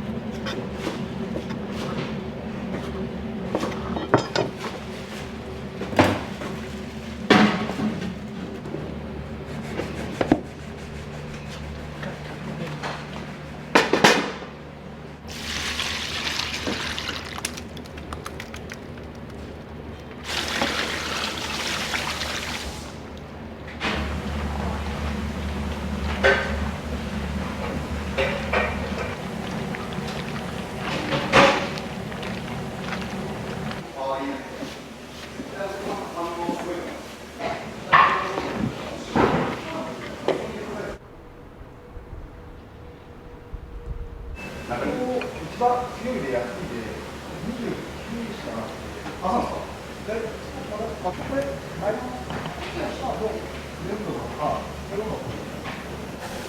回ちょっと洗ってくるから。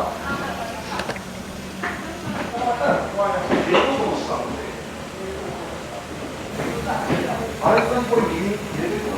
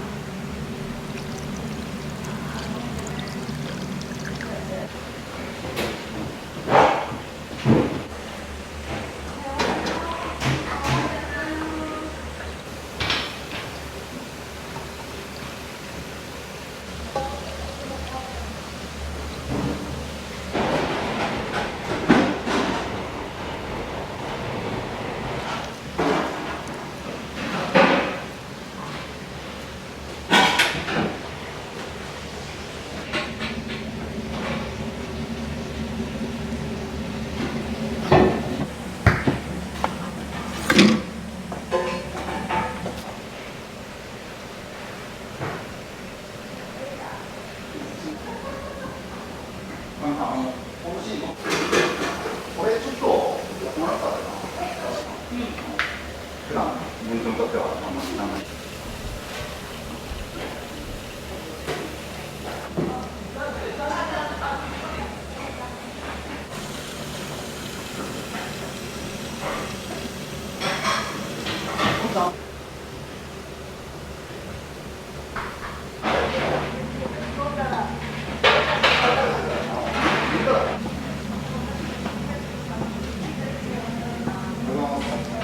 でもあの後おにぎりとかラーメンちゃった。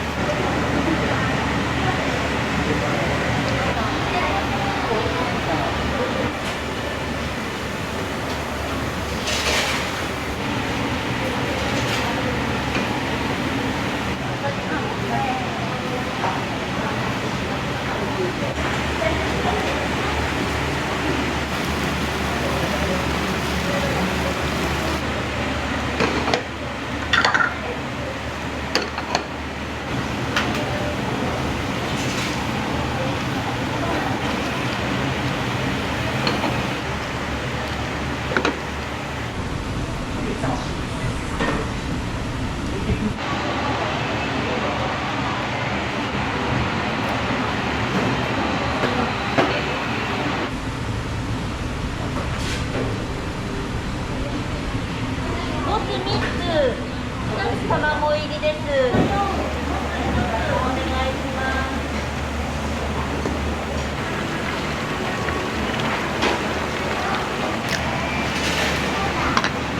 3回4いきます。お願いします。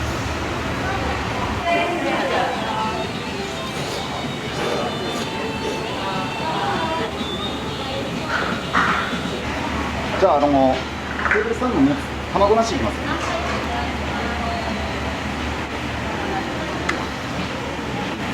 これ卵入りです。はい。い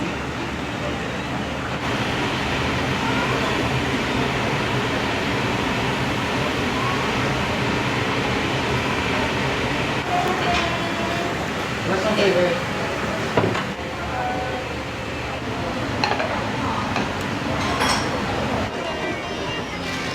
よく来られるんですか？これで2回目です。2回目ですか？ハマりました。味噌が滑らかな味しますし、もつ自身も柔らかくて美味しくいただけます。マイルドになってますから。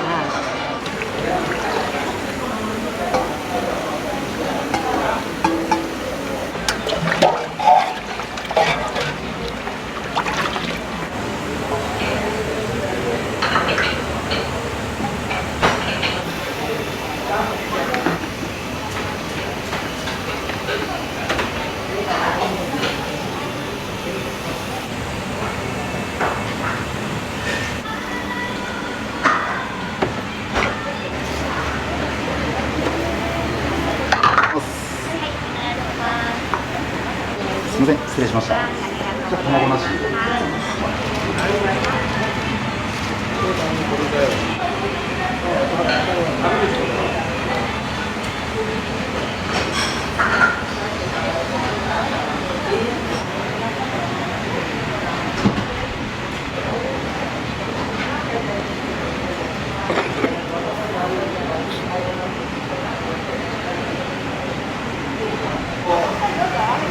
テーブル1、さあこれテーブル1のもつうどん、テーブル1で。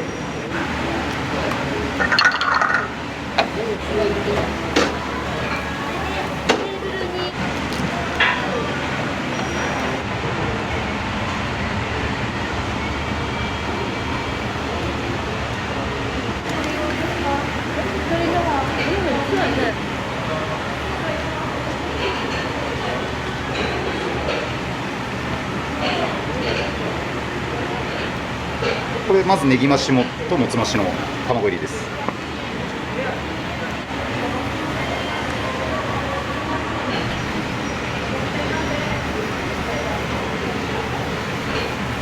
ち煮込みうどんです。熱いのでお気をつけください。ごゆっくりどうぞ。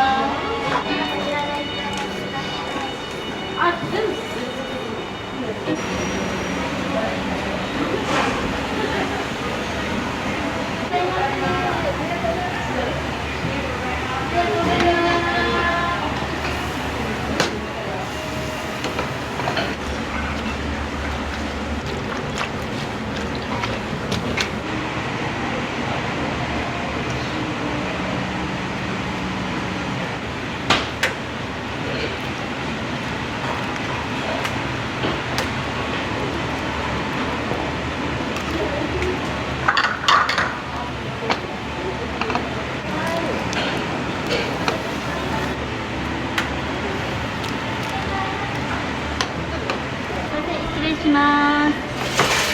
どうぞ。お願いしま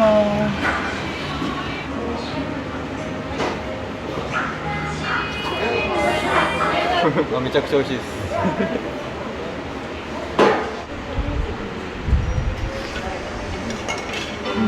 美味しい。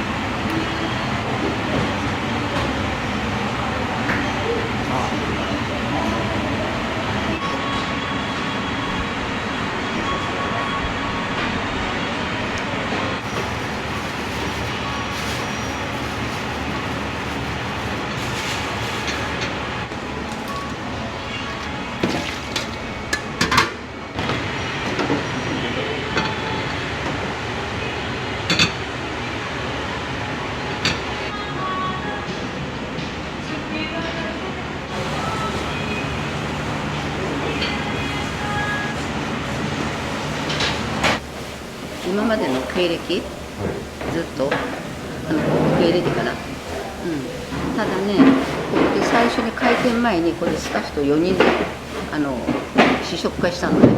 その時に江田君が「おかみさん味どうですか?」言うて聞いてきたわけ。そしたらなんかね、今までの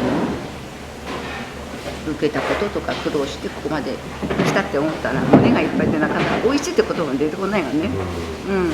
でそれから今3ヶ月経ってもつの仕込みのきれいなああいうのを見てってで一つ一つ心を込めてお客さんに出すと美味しかった。